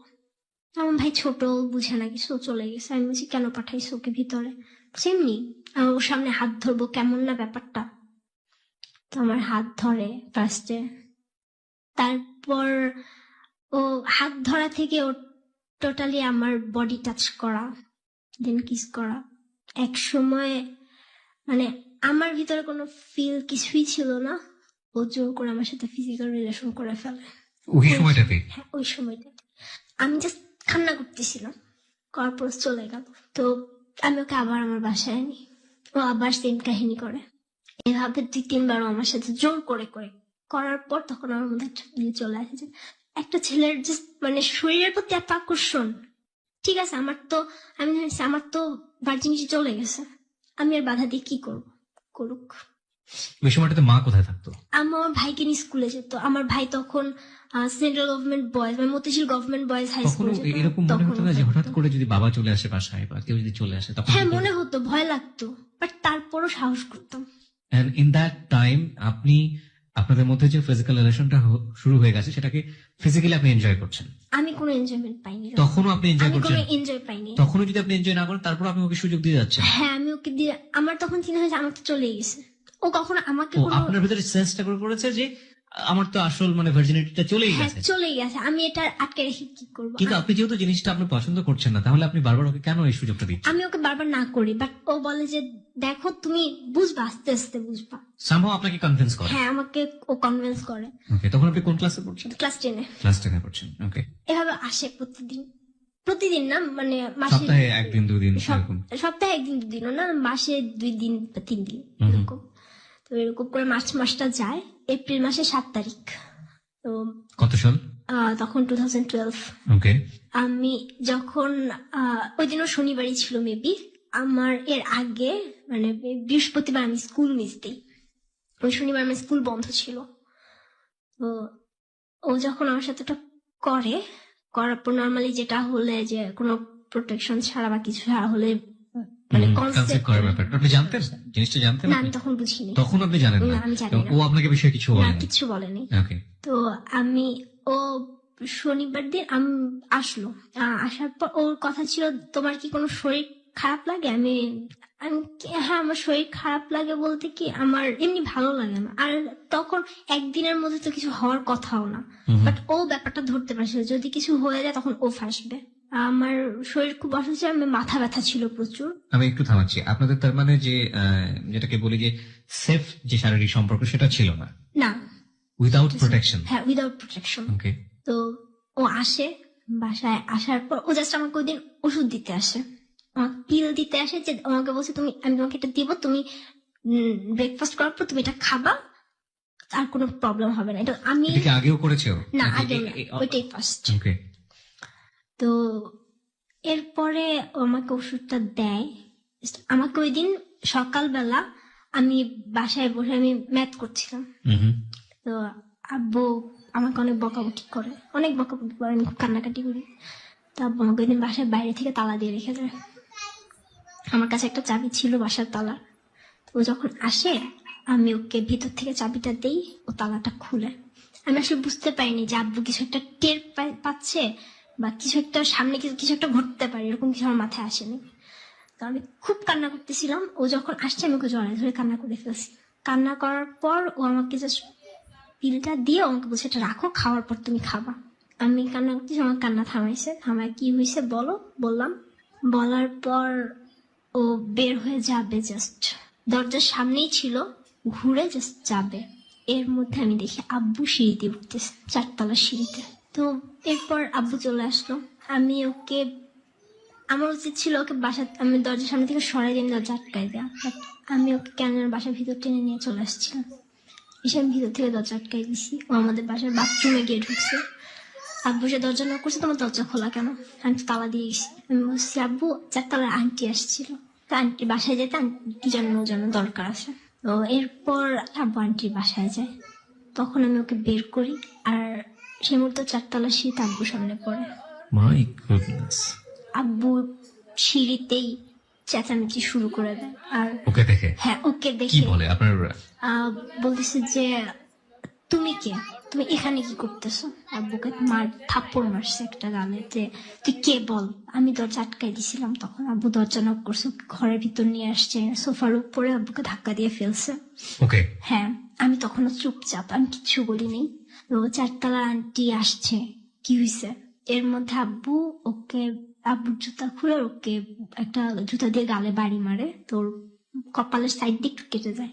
আমি বলছি আব্বু তুমি ওকে ছেড়ে দাও, তুমি ওকে মারো না, দোষ আমার, আমি ওকে বাসায় নিয়ে আসছি। এটা বলার পর আব্বু আমাকে মারে, আমাকে থাপ্পড় মারে, বাট আমি সরি নেই।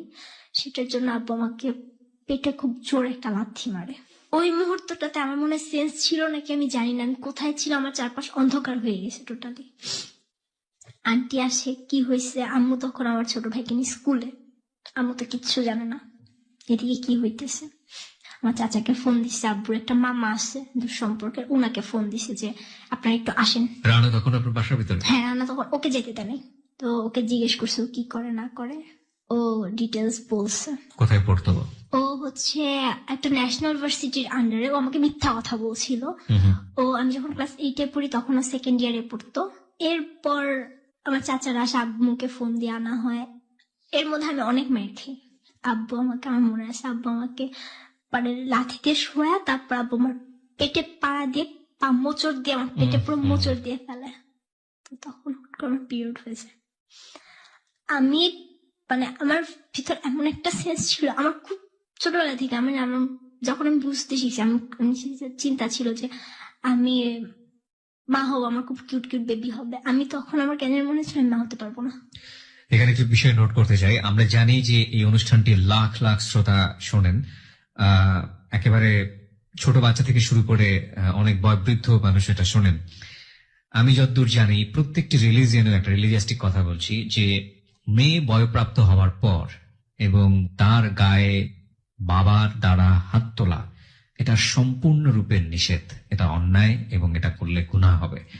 এই কাজটি মা করতে পারেন, কিন্তু তাও সেটার জায়গাতেও একটা বিধিবিধ নিয়ম করে দেওয়া হয়েছে। আমি যতটুকু জানি, আমার পুত্র জ্ঞানে সেটাই বলে।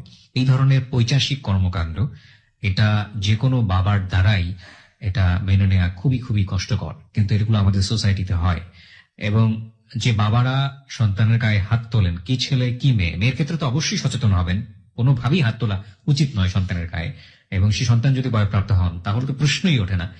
আর ছেলের গায়েও সন্তানকে কেন পিটাতে হবে, সন্তানের গায়ে কেন হাত তুলতে হবে? যদি কখনো এমন কোনো ঘটনার মুখোমুখি হয়েই যান যেটা আপনি ট্যাকল দিতে পারছেন না, তখন শুধু একটা মেসেজ নিজেকে বারবার দেওয়ার চেষ্টা করবেন, আপনি সিন ক্রিয়েট করে রাগারাগি করে গায়ে হাত তুলে এটার কোনো সমাধান আপনি করতে পারবেন না। সুতরাং ওটা করার কোনো মানেই হয় না, বরং আপনি নিজেকে লুজ করলেন। একটা বড় জিনিস হয়ে যায় যে কোনো রাগারাগিতে, সেটা হচ্ছে ওই সব জিনিসটার সমাধান হয় না, কিন্তু একটা সাইড ইফেক্ট তৈরি হয়। হয়তো এরকম হয়ে যায়, আপনি রাগারাগি করলেন, সবকিছু শেষ মনে করছেন, আলটিমেটলি সম্পর্ক আগের জায়গায় আবার জোড়া লেগে গেল।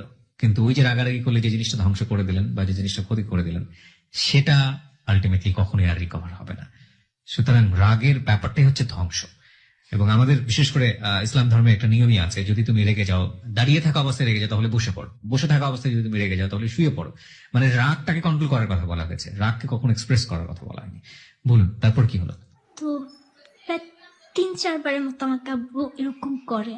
তো করার পর ওই সময়টাতে বাসার ভিতরে আপনার চারপাশের লোকজন কেউ আপনাদেরকে হেল্প করতে আসছিল? না, কেউ ছিল না বাসায়। যারা বা ইনফ্যাক্ট রানা তখন কি করছিল যখন আপনার গায়ে টর্চার করছিল? হ্যাঁ, ও কয়েকবার বাধা দিতে চেষ্টা করছে, কিন্তু ওকেও মারছে। টাইমে আব্বু আমার জামা ধরে টান দেয়, তো তখনও আমাকে ছুটায় নেয়। ও ছুটায় নিয়ে ও মার খায়। আমার তখন যে মায়েরগুলো আব্বু আমাকে দিত সেই মায়েরগুলো ও নেয়। আমার পেটে এত ব্যথা ছিল, আমি পেট চেপে ধরে আমি বসেছিলাম, জাস্ট আমি বিছানায় আমি নিচে বসা ছিলাম হাঁটু গেড়ে। এরপর আন্টি বাসা থেকে আম্মুকে ফোন দেয় যে আপনি আসেন তাড়াতাড়ি। আমি যখন পেটে হাত চাপ চেপে আমি কান্না করতেছিলাম, প্রচুর পেন হচ্ছিল।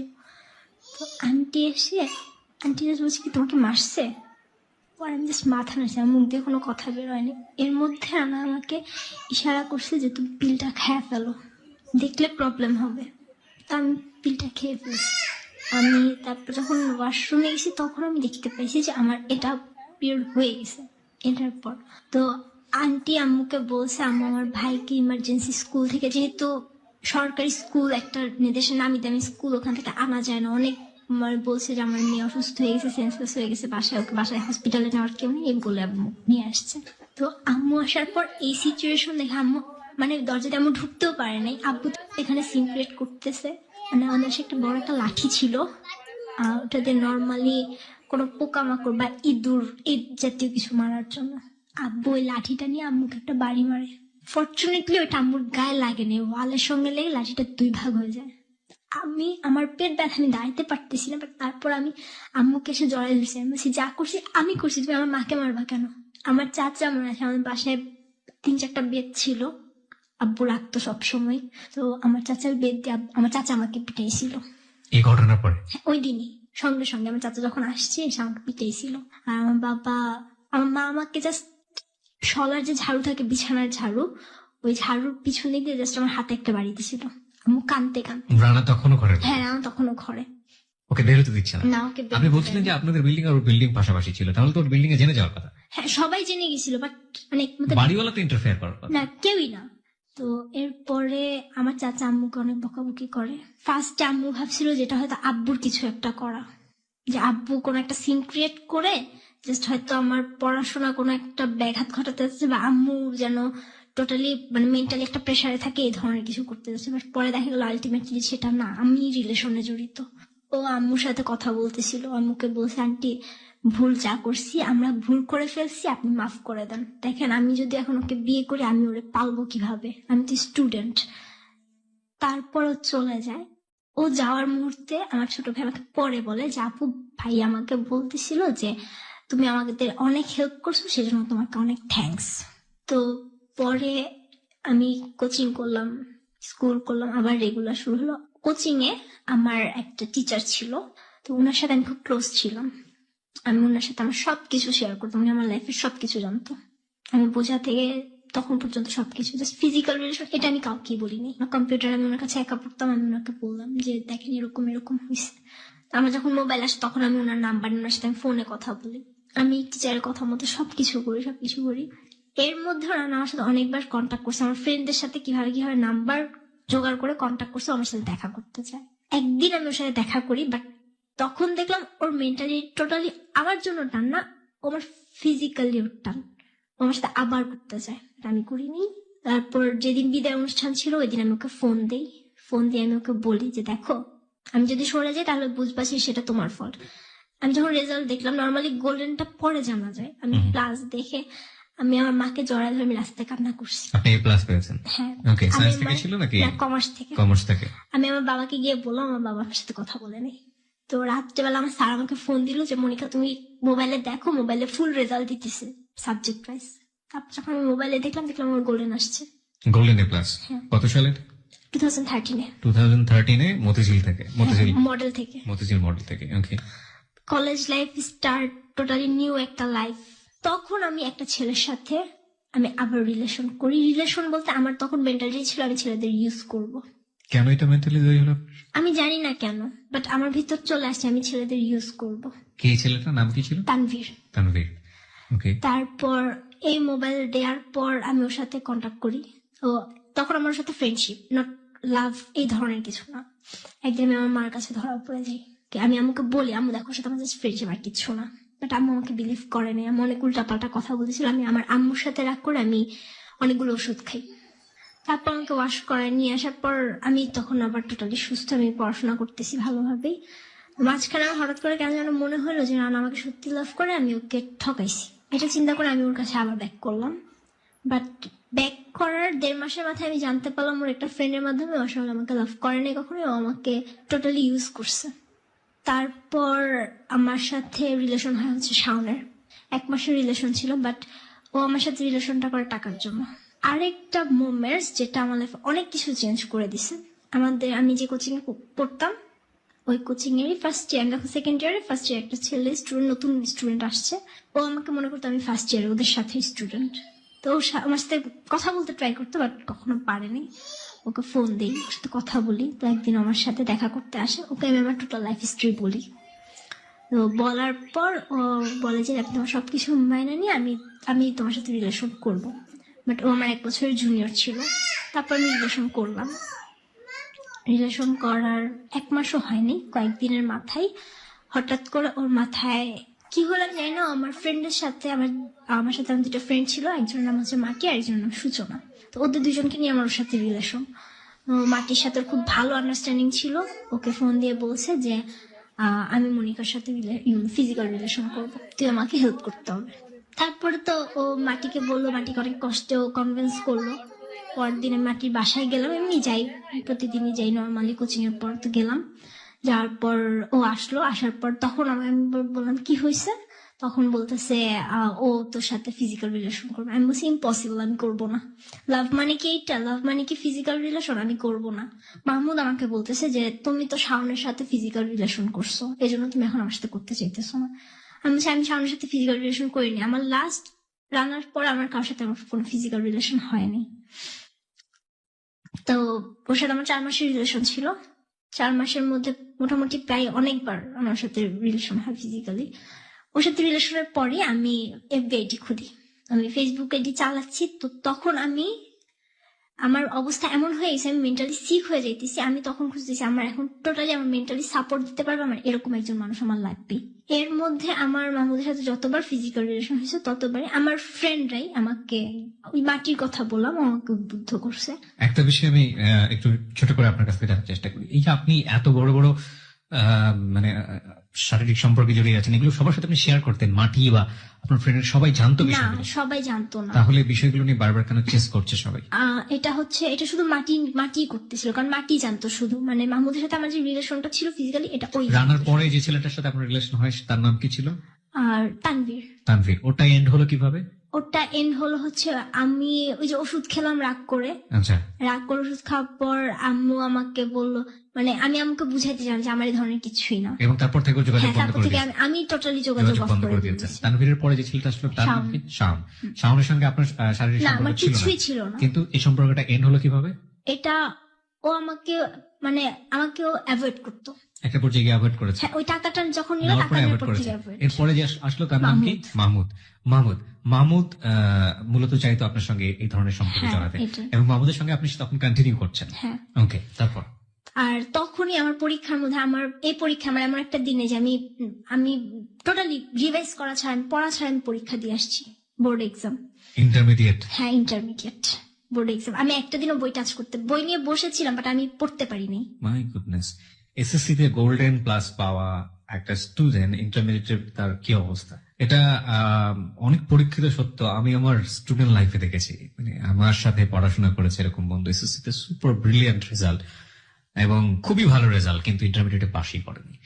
এরকম অনেক ঘটনা বাংলাদেশে ঘটে। যাই হোক, বলুন তারপর। আমি মেন্টালি টোটালি পিস খুঁজতেছি যে আমার একটা মেন্টাল সাপোর্ট লাগবে, আমি আর এইভাবে থাকতে পারতেছি না। আমি এক্সাম দিলাম, আমি এক্সাম দেওয়ার পর আমি প্রচুর কান্না করছি।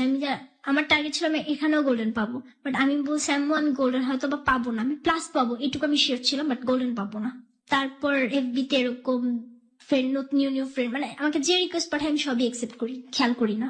এরকম 2 জনের সাথে আমি কন্ট্যাক্ট করলাম, এফবিতেও চ্যাট করি, নাম্বার দিল, নাম্বারও চ্যাট করলাম, বাট 2 জনের মেন্টালিটি, যে 2 জনের সাথে আমি চ্যাট করলাম, কথা বললাম, মাহমুদের সাথে আমার তখন রিলেশন আছে, সেই অবস্থায় আমি দেখলাম ওদের মেন্টালিটিও একই, সবাই ফিজিক্যাল রিলেশনের ব্যাপারে ইনভলভ, মানে সবাই শুধু চায় না আমি তোমার সাথে ফিজিক্যাল রিলেশন করবো।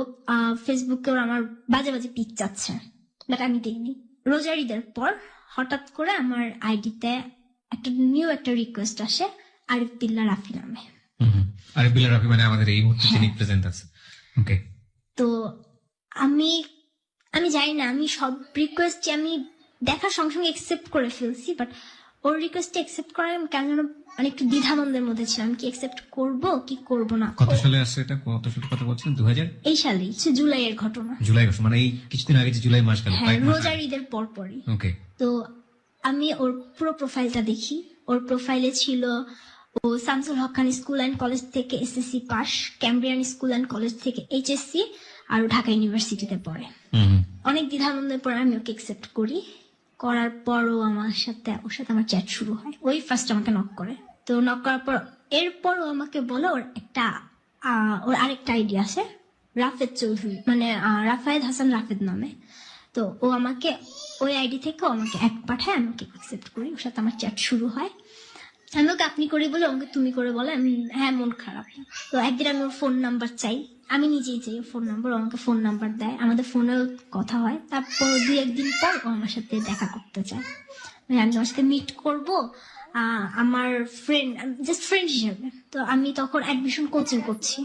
ও যে রাতে আমার সাথে কন্ট্যাক্ট করে যে আমি আসবো কালকে শিওর, ও আমাকে বলছে ও 11টার দিকে আমি আসতে বলছি, আমার 11:20 পর্যন্ত এক্সাম। তো আমাকে বারবার বলতেছিল যে আমার ওয়েট করতে ভালো লাগে না, আমি টাইম মতো আসবো বাট আমার ওয়েট করতে ভালো লাগে না। আমি খুব এক্সাইটেড ছিলাম এফবিতে ফার্স্ট কারোর সাথে এভাবে ডিরেক্ট মিট করা। আমি ওকে বলছি ঠিক আছে, আমার তো এক্সাম 11:20 পর্যন্ত, আমি ট্রাই করবো যত তাড়াতাড়ি আসা যায়, প্লিজ আমার যদি লেট হয় তুমি রাগ করো না। তো ও আসলো, আমি এক্সাম দিয়ে অনেক দ্রুতই, তারপরেও ওকে আমি 20 মিনিট ওয়েট করাইছি। আসলাম, দেখা হইলো, বেলি রোড দিয়ে আমরা হাঁটতেছি, কথা বলতেছি, হাঁটতে হাঁটতে আমরা রমনায় যাই। রমনায় গিয়ে আমরা বসতেও পারিনি, এর মধ্যে আমাকে মাহমুদ বারবার ফোন দিতেছে, কোথায় তুমি? আমি বলছি আমি কোচিং করে আমি আমার ফ্রেন্ডদের সাথে আসি। রাফির ইচ্ছা ছিল ও আমার কোচিংটা দেখবে, ও আমাকে ওইখান পর্যন্ত পৌঁছায় দিয়ে ও চলে যাবে। ও চায় নাই যে আমার মাহমুদের সাথে আজ কোনো ধরনের কোনো মানে অকারেন্স হোক। আমরা মাহমুদ সম্পর্কে কি আগে থেকেও জানতো? রাফি আগে হ্যাঁ, থেকে রাফিকে জানতো? আমি সবকিছুই বলছি ফেসবুকে? হ্যাঁ, ফ্রেন্ড হিসেবে আমি ওকে সবকিছু, আমার লাইফে সবকিছু শেয়ার ফেসবুকে না, ফোনে। ফোনে? ওকে।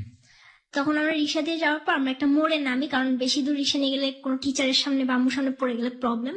ওই দিন মাহমুদের টার্গেট ছিল ও আমার সাথে আবার ফিজিক্যালি রিলেশন করবে, আমি চাইনি। আমি বলছি আচ্ছা আমি কোচিং এ যাই। না, আপনারা যে এসব চাইতেন যে আপনাদের মধ্যে এই ধরনের অবৈধ শারীরিক সম্পর্ক, এটা যে হচ্ছে, এটা কোথায়, আপনার প্লেস গুলো কোথায় বের করতেন? প্লেস ছিল ফ্রেন্ডের বাসা ছিল। এক্স্যাক্টলি, ফ্রেন্ডের বাসা। ওকে, বলুন তারপর। আমি কোচিং এ চলে যাচ্ছি, কারণ আমি তখন বাসাবো থেকে বাসা শিফট করে আম্মুর সাথে আম্মুর একটা সেপারেশন, ডিভোর্স না জাস্ট সেপারেশন হয়ে গেছে, দুজন আলাদা থাকা শুরু করছে। আমরা ধানমন্ডিতে চলে আসছি, সেজন্য আমি তাড়াহুড়া করে যাচ্ছি যে আমার আগে আগে বাসায় যেতে হবে, সন্ধ্যা হয়ে যাবে না হয়। ও আমাকে ফোন দিয়ে নিয়ে গেছে যে না তুমি আসো, তোমার সাথে আমার কথা আছে জাস্ট 5 মিনিট। মানে আমি চিন্তা করলাম আমার অবাক লাগে কিভাবে এটা পসিবল হয়েছে, আমি জানি না। আমার সাথে সিঁড়িতে ফিজিক্যাল রিলেশন করা। আবার আমি বের হওয়ার পর রাফি আমাকে ফোন দেয় তুমি কোথায়? আমি বলছি যে আমি এখন ওর সাথে। তারপর আমি বাসে উঠলাম, আম্মুর সাথে বাসে উঠে আমি খুব কান্না করতেছি, আমি ওকে মেসেজ দিতেছি যে আমি মরে যাবো, আমার বাঁচার কোনো ইচ্ছা নাই। তখন ও আমাকে বলতেছে কি হয়েছে, আমাকে সবকিছু বলো। দেন আমি ওকে আস্তে আস্তে আমার সবকিছু বলা স্টার্ট করলাম। তো ওর ভিতরে কি হয়েছে আমি জানি না, ও আমার সাথে কথা বলতেছে, চ্যাট করতেছে উঠতেছে। আমি ওকে ওই দিনে আমি ওকে সবকিছু বললাম। তারপর 25 তারিখ, জুলাইয়ের 25 তারিখ, মানে ও আমার সবকিছু জানে, আমি ওকে ফোনে সবকিছু বলছি মেসেজে। 26 তারিখ হঠাৎ করে মানে ওর কথাবার্তা শুনে আমার কেন যেন মনে হচ্ছিল ও আমাকে লাইক করে।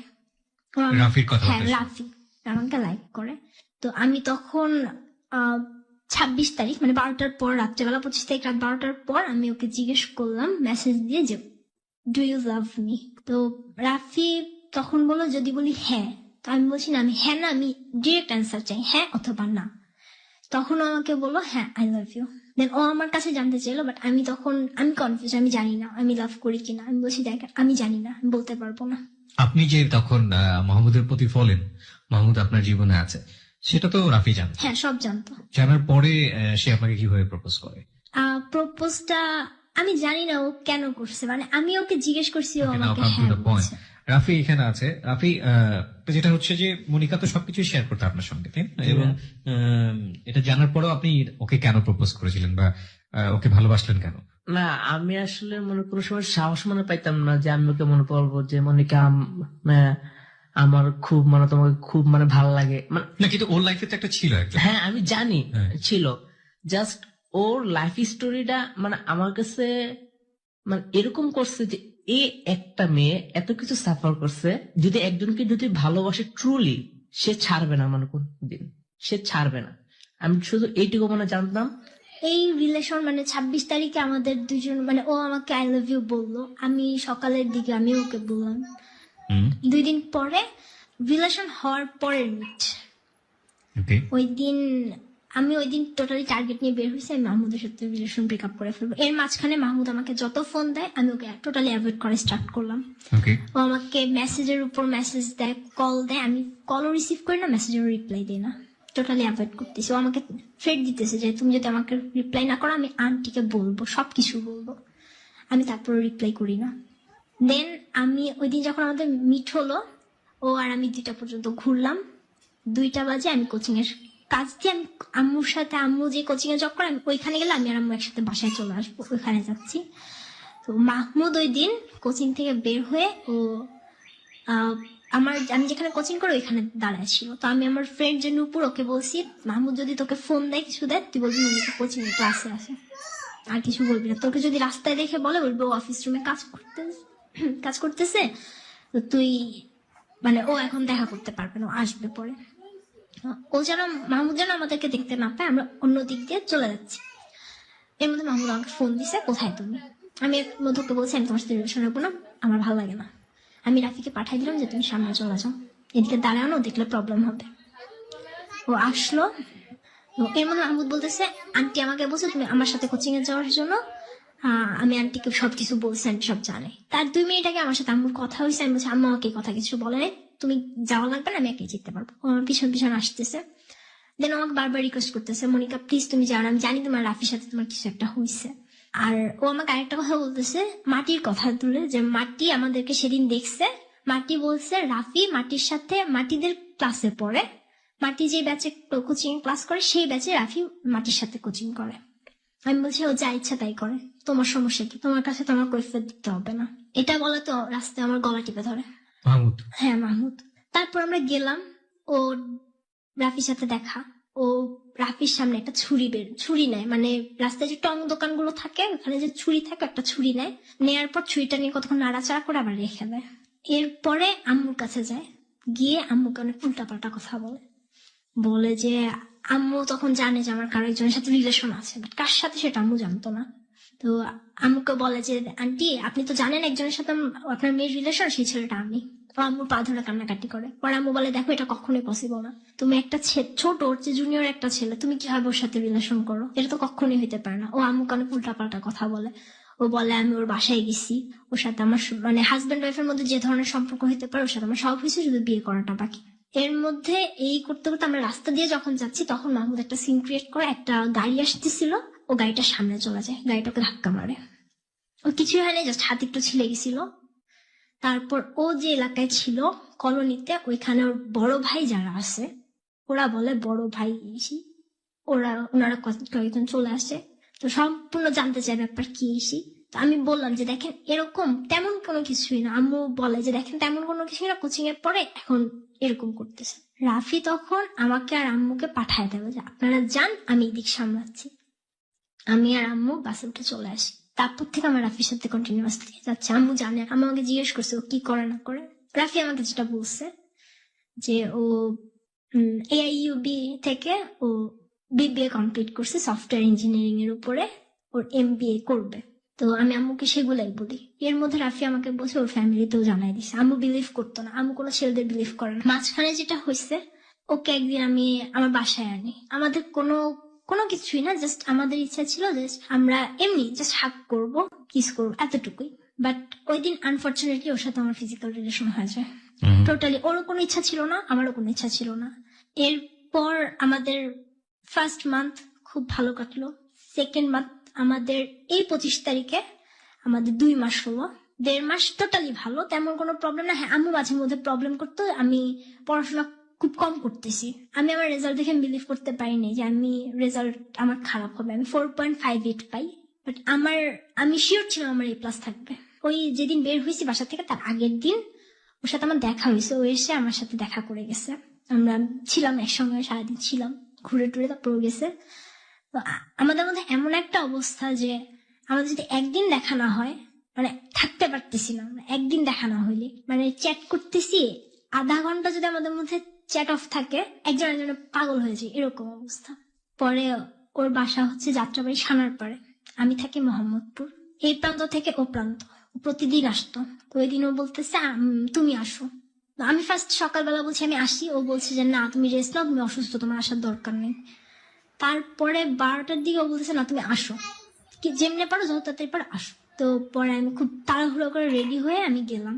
যাওয়ার পর ওর ফুপুর বাসায়, ওর ফুপুরা গ্রামে চলে গেছে, আমি ওর ফুপুর বাসায় গেলাম। আমার ইচ্ছা ছিল হচ্ছে 1-1.5 ঘন্টা থাকার পর আমি ব্যাক করবো। তো ও বললো আমাকে যে তুমি কি যাবা। আমার না কেন যেন মানে ওর ওইখান থেকে আমার আসতে ইচ্ছা করতেছিল না। আমি রয়ে গেলাম ওর ছোট ভাইকে দিয়ে। ও বাহির থেকে, কারণ যেহেতু ওর ফুপু বাসায় নেই আর রুম যদি খোলা থাকে তখন প্রবলেম হতে পারে যে রাত্রেবেলা রুম খোলা, কারণ ওর তো বাসা আছে, ও ফুপুর বাসায় কেন থাকবে। ওর ছোট ভাই বাইরে তালা লাগিয়ে দিয়ে চলে গেল। আমি ওই দিন ওর বাসায়, ওর সাথে ফুপুর বাসাতেই আমরা দুজন নিজেরাই রান্না করলাম। আমি কখনোই রান্না করি নাই ওই দিন। ফার্স্ট আমার লাইফে আমি পোলাও রান্না করছি ওর সাথে, জানি না কেমন হয়েছে, বাট দুজন মিলে এনজয় করছি প্রচুর। ছিলাম, ঘুমাইলাম, রাত্রে আবার আমার জ্বর আসছে, ও আমার উঠে ওষুধ খাওয়াইছে। মানে ও আপনার বাসায় জানতো যে আপনি আউটগোয়িং করছেন রাতে? হ্যাঁ, আম্মুকে আমি, আমার মোবাইলে চার্জ ছিল না, আমি চার্জার নিয়ে সাথে আমি আম্মুকে মেসেজ দিছিলাম যে আম্মু আমার একটা ফ্রেন্ডের বাচ্চা। আমাদের যে পরিচয়টা FB তে, এটা কেউ জানতো না, সবাই জানতো আমার একটা ফ্রেন্ড, ওর কাজিন হয়, তার মাধ্যমে আমাদের রিলেশন। কারণ যেহেতু ফ্রেন্ডের বার্থডে, হ্যাঁ। এটা এই জন্য আপনি রাতের বেলা বাইরে থাকছেন, So, এটা তো মা কোয়ারি করবে, তাই না? হ্যাঁ, আম্মু মানে আমি আম্মুকে একটু দেওয়ার পর মোবাইলটা অফ হয়ে যায়। তারপর আমি আম্মুকে একবার, আম্মু আমাকে ফোন দিছে যে এটা কেমন কথা। আমি বলছি আম্মু অনেক রাত হয়ে গেছে, এই জন্য আন্টি আমাকে আসতে দিতে চাচ্ছে না, আর আমার শরীরও ভালো লাগতেছে না। আম্মু আমাকে এত বিলিভ করে স্টার্ট করছে। আম্মু ধরে নিচ্ছে যে আমার মেয়ে ভুল করছে, এখন আর ভুল করবে না আমার মেয়ে। আর আম্মুর এতটুকু ভরসা, ওর উপরও ভরসা ছিল, আম্মু ওকেও বিশ্বাস করা স্টার্ট করে দিছে মোটামুটি। তো আমি তারপর থাকলাম, ওই দিন রাত্রে ছিলাম, পরের দিন সকালবেলা চলে আসবো এরকম প্ল্যান। ওর ভাই আসলো, তো দরজা খুলছে, আসছে, বলতেছে, ওর ভাই এসে বলতেছে ভাইয়া বের হও, তাড়াতাড়ি যাও ইয়া। তো আমাকে বলছে তুমি এখন যাবা না বিকালে যাবা? আমি ডিসিশন নিতে পারতেছি না, আমি বলছি তুমি বলো। তো ও বলতেছে তোমার ইচ্ছা। তো আমি বলছি ঘুরবো না আজকে, আমি এখানে আসছি, ঘুরি তো নেই। পরে বলছে আচ্ছা তাহলে বিকালে যাই, বিকাল বেলা আমি তোমাকে বাসে উঠাই দিয়ে আসবো। রইলাম, বিকালে বের হব কিভাবে, ওর ভাই যখন চলে গেল, যাওয়ার পর দরজা খোলা রেখে গেছে, আমাদের বের হওয়ার কথা, আমরা একটু বের হব, ঘুরবো, ঘুরে টুরে আমাকে বাসে উঠাই দিবে। এর মধ্যে ওর ভাই যাওয়ার 5 মিনিটের মধ্যে ওর আম্মুর বাসায় চলে আসছে। লুকানোর কোনো জায়গা নেই, ও আমাকে খাটের নিচে ঢুকাইছে। আমি খাটের নিচে ঢুকছি, তো ওর আম্মু সন্দেহ করতে পারছিল যে নিশ্চয়ই কিছু একটা আছে। ওর আম্মু সারা ঘর খুঁজলো, এন্ড লাস্ট পর্যন্ত খাটের নিচে কি দেখ আমাকে দেখতে পেলো। দেখার পর উনি আমাকে মানে বের করলো খাটের নিচ থেকে। তো আমার পরিচয় জানতে চাইলো। তখন আমি জানতে পারলাম যে রাফি আমার সাথে অনেক কিছু মিথ্যা কথা বলছে। তখন আমি জানতে পারলাম যে ও মাদ্রাসায় পড়ে, ও ক্লাস 9-এ পড়ে, ওর ফ্যামিলিতে কিছুই জানে না আমার সম্পর্কে, টোটালি কিছুই জানে না। ওকে। তো দেন ওর আম্মুকে মারছে হালকা পাতলা, কারণ শাসন যা করবে একটা মেয়ের সাথে, একটা ছেলে একটা রুমে বলছে, আমার পরিচয় জানতে চাইছে, আমাকে অনেক কিছু বলছে। যাই হোক, আমি ওইগুলা নিইনি, পাত্তা দেইনি। আমার জাস্ট এতটুকু খারাপ লাগছে যে আমি কি সত্যিটা শুনলে কি আমি আগাইতাম না? আমি তো একটা ট্রু মানুষ চাইছিলাম, আমি তো কোনো ফলস, কোনো নেগেটিভ কোনো কিছু নিয়ে চাইনি। আমি তো আমার লাইফের সবকিছু একদম ট্রু, যেগুলো টোটালি সবকিছু বলছি, বাট ও আমার কাছে এটা হাইড করে গেছে। কেন গেছে ওই দিন? তখন আমি ওই মুহূর্তে চাইলে আমি তখন চলে আসতে পারতাম বের হয়ে। দেন ওর আম্মু বাহির থেকে আমাদেরকে লাগায় রেখে, তালা দিয়ে রেখে আম্মু চলে যায়। যাওয়ার পর ও আমার পায়ের মধ্যে ধরে অনেক কান্না করে, যেটা আমি সহ্য করতে পারিনি। মানে আমি বিশ্বাস করলাম একটা ছেলে এভাবে কিভাবে কান্না করে। আমি আমার লাইফে কিচ্ছুই পাইনি, জাস্ট আমি একটু লাভ পাওয়ার জন্য, জাস্ট একটু ভালোবাসার জন্য আমি তোমার কাছে এটা চাইছি। রাফি, আপনার বয়স তো 23, আপনি এত বড় মানে গ্যাপ কেন? 23 বছর বয়স সাধারণত অনার্স কমপ্লিট করে যাওয়ার কথা, এরকম একটা সময় আপনি ক্লাস 9-এ কেন পড়ছেন? না, আমি মানে ফার্স্ট টাইম আপনার ওই যে হাফিজি মাদ্রাসায় আর কি করতাম। তো আমি হেফজও হাফেজ, পড়েছেন হ্যাঁ, আপনি, কোরআনের হাফেজ? জি। কোরআনের হাফেজ আপনি। ওকে, ফাইন। আমি রাফি, ওর লাইফের স্কেচটাই তো মোটামুটি এখানে সবচেয়ে বড় করে এসছে। আপনার সম্পর্কে একটু টুকটাক জানি। আপনার লাইফে কি মনিকাই ফার্স্ট, নাকি এর আগেও মনিকার মতো দুই একজন ছিল? আমার লাইফে একদম ছিল, মানে আমার খুব ভালো লাগতো। এটা আসলে আমার গাধামি হইতে পারে। সে ছিল আমার খালামণি, মানে সে আমার মতোই বয়সের দিক থেকে আপনার হ্যাঁ। ভালো লাগার জায়গাটার দিক থেকে একজন? হ্যাঁ, একজনই। এরপরে আপনার জীবনে আর কেউ আসে? না, এরপরে আমার লাইফে একজন আসে, ও আমার দিক দিয়ে ফার্স্ট, আপনার মানে দিক সব, থেকে ফার্স্ট? হ্যাঁ, আমার দিক দিয়েও ফার্স্ট। তারপর ওর ভাই আসলো, দরজা খুললো, আমরা বের হলাম। বাইরে প্রচুর বৃষ্টি, আমরা বের হতে পারলাম না, এত বৃষ্টি যে আমার বের হয়ে আমার আসা পসিবল না। ওই দিন আমি রয়ে গেলাম ওর বাসায়, ওর সাথে ও আর আমি ফুপুর বাসায়। ওর ভাই একইভাবে তালা দিয়ে রেখে চলে গেছে। সকালবেলা ওর ভাই আসলো, সকালে না দুপুর বেলা, আমরা ওয়েট করতেছি যত তাড়াতাড়ি আসবো তত তাড়াতাড়ি বাসায় আসবো। ও 1টা বাজে আসছে। তখন আমরা ডিসিশন নিয়ে নিয়েছি যে আমরা FM এ আসবো। এমন একটা সিচুয়েশন আমাদের মধ্যে, আমরা দুজনকে ছাড়তেও পারবো না, দুজনকে ছাড়া থাকতেও পারবো, মানে কোনোটাই পসিবল না। Okay, fine. This is your situation right now. হ্যাঁ। বাই দ্য ওয়ে, রাফি, আপনার সিদ্ধান্তটা কি? আপনার ফ্যামিলি যদি আপনাকে বঞ্চিত করে দেয়, আপনার প্রপার্টি যদি বন্ধ করে দেয়, সবকিছু ইয়ে করে দিতে হয়, তখন আপনি কি করবেন? না, আমি এইটুকু জানি যে আমার মা বাবা আমাকে ছাড়বে না। নো, আমি আপনাকে ওই জানার জায়গা থেকে একদম স্ট্রিক্টলি কোয়েশ্চেন করতে চাই, ওকে পাওয়ার জন্য আপনার ফ্যামিলিকে ছাড়তে যদি হয়, প্রপার্টি জায়গাটা যদি বন্ধ করে দিতে হয়, give me the honest opinion, কোনো প্রকার কোনো কনফিউজ করেন না। 3টা অপশন আছে, একটা হচ্ছে যে আমি ছেড়ে দিব সবকিছু ওর জন্য, আরেকটা হচ্ছে না আমি ছাড়বো না, এটা আমার পক্ষে সম্ভব না, আরেকটা হচ্ছে আমি কনফিউজ। আপনি কোন জায়গায় আছেন, হাতে নাতে না কনফিউজে? আমার জাস্ট ওকে লাগবে, আর কাউকে না। সো আপনি চাইলে আপনার বাবা মা, ফ্যামিলি, পরিবার, অর্থ সম্পত্তি সবকিছু ছেড়ে দিবেন। জি।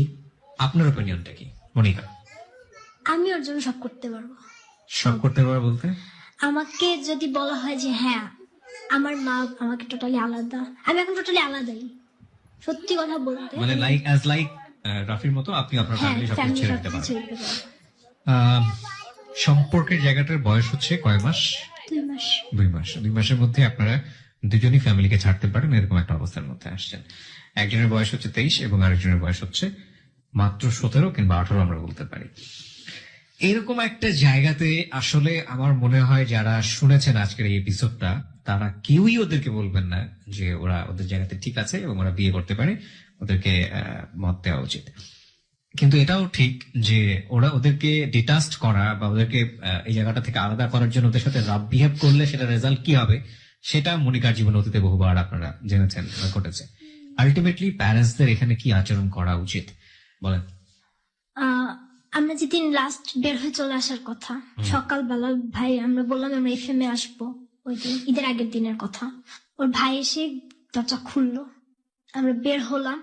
বাট বের হওয়ার পর এমন সিচুয়েশন, মানে ঈদের আগের দিন বাস ভাড়া অনেক বেশি, আমাদের কাছে টাকা নেই, সন্ধ্যা হয়ে গেছে, ও আমাকে একা ছাড়বে না, কিছুতেও আমাকে যাত্রাবাড়ি থেকে মোহাম্মদপুর একা আসতে দিবেই না। আমি চলে আসতে চাইছি, ও পাগলের মতো আমাকে বলছে আমি তোমাকে মতিঝিল পর্যন্ত দিয়ে আসি। আমরা বাসে উঠে গেছি, সায়দাবাদ পর্যন্ত আসার পর বলে তোমার আজকে যাওয়ার দরকার নেই। আমি ব্যাক করিনি, আম্মুকে বলছি যে আম্মু আমার একটু প্রবলেম হয়েছে, আমি কালকে সকালবেলা চলে আসবো, পরদিন ঈদ। তো ওই দিন আমি ওই এলাকায় ঘুরছি, ওই আগের দিন যে কারণে সন্ধ্যা হয়ে গেছিল, ওদের গরু কিনে নিয়ে আসছে, আমাকে ওইটাও দেখাইতে নিয়ে গেছে। আসার পর আমার ফ্রেন্ডের কাছ থেকে টাকা ম্যানেজ করছি, 200 টাকা ম্যানেজ করছি যে আমাদের আজকে রাতটা থাকতে হবে, আমরা বাসায় যাব না, বাইরে থাকবো। তো ওর একটা ফ্রেন্ডের সাথে ও কন্ট্যাক্ট করে, বাট কোথাও থাকা পসিবল না। শেষে আমরা ডিসিশন নিয়ে আমরা চিটাং রোডের যে বাস স্ট্যান্ড আছে আমরা ওইখানে থাকবো। ও বলে ওর বাসার পাশে একটা নতুন কনস্ট্রাকশন একটা বিল্ডিং হচ্ছে, তো ও বলে যে রাত্রে আমি এখন তোমাকে ওইখানে নিয়ে যাব, তুমি জাস্ট ওইখানে থাকবে, আমি বাসায় যাবো, আমাদের কারো মোবাইলে চার্জ নেই, আমি বাসায় গিয়ে জাস্ট মোবাইলটা চার্জ দিব, আধা ঘন্টার মধ্যে আমি যদি পারি আমি ফুপুর বাসার চাবিটা নিয়ে বের হবো, আর যদি না পারি তোমাকে কষ্ট করা ওই বিল্ডিং এর দোতলায় তোমার রাতটা কাটাইতে হবে। আমরা গেলাম, ও আমাকে বিল্ডিং এ উঠাই দিল, ও আমাকে বলছে তুমি দোতলায় দাঁড়াও, আমি দেখি বাসার কি অবস্থা। ও বাসায় গেল, এর মধ্যে কতগুলো ছেলে আমাদেরকে দেখছে আমরা যে আসছি, আমি যে ওই বিল্ডিংটাতে ঢুকছি ছেলেগুলো আমাকে দেখছে। ও বাসায় ঢোকার 2 মিনিটের মধ্যে ছেলেগুলো বিল্ডিং এর উপরে এসে আমাকে আটকাইতেছে, প্রায় 7-8 জন ছেলের মতো। ওই ছেলেগুলো ওকে গিয়ে নিয়ে আসছে উপরে, নিয়ে আইসা আটকেছে, বলতেছে আমাদের দুজনকে একসাথে পাইছে, আমরা খারাপ কাজ করার জন্য আমরা এখানে কনস্ট্রাকশন বিল্ডিং এ উঠছি। দেন আমরা বারবার বলতেছি যে দেখেন এরকমও বারবার বলতেছে যে আমি জাস্ট ওর সেফটির জন্য আমি ওকে এখানে দাঁড়াইতে বলছি, আর কিছু না, আমি বাসা থেকে টাকা আনতে গেছি এটা বলছে, বাট ওরা মানে নেই। ওরা ওকে আড়ালে ডাইকানি ওর কাছে টাকা চাইছে, বলছে 1000-2 মতো যদি টাকা দেয় ওরা আমাকে ছেড়ে দিবে আমাদের দুজনকে, বাট ও টাকা দেয় নাই। ও বলছে আমার ফ্যামিলি সবই জানে, কি করবা করো।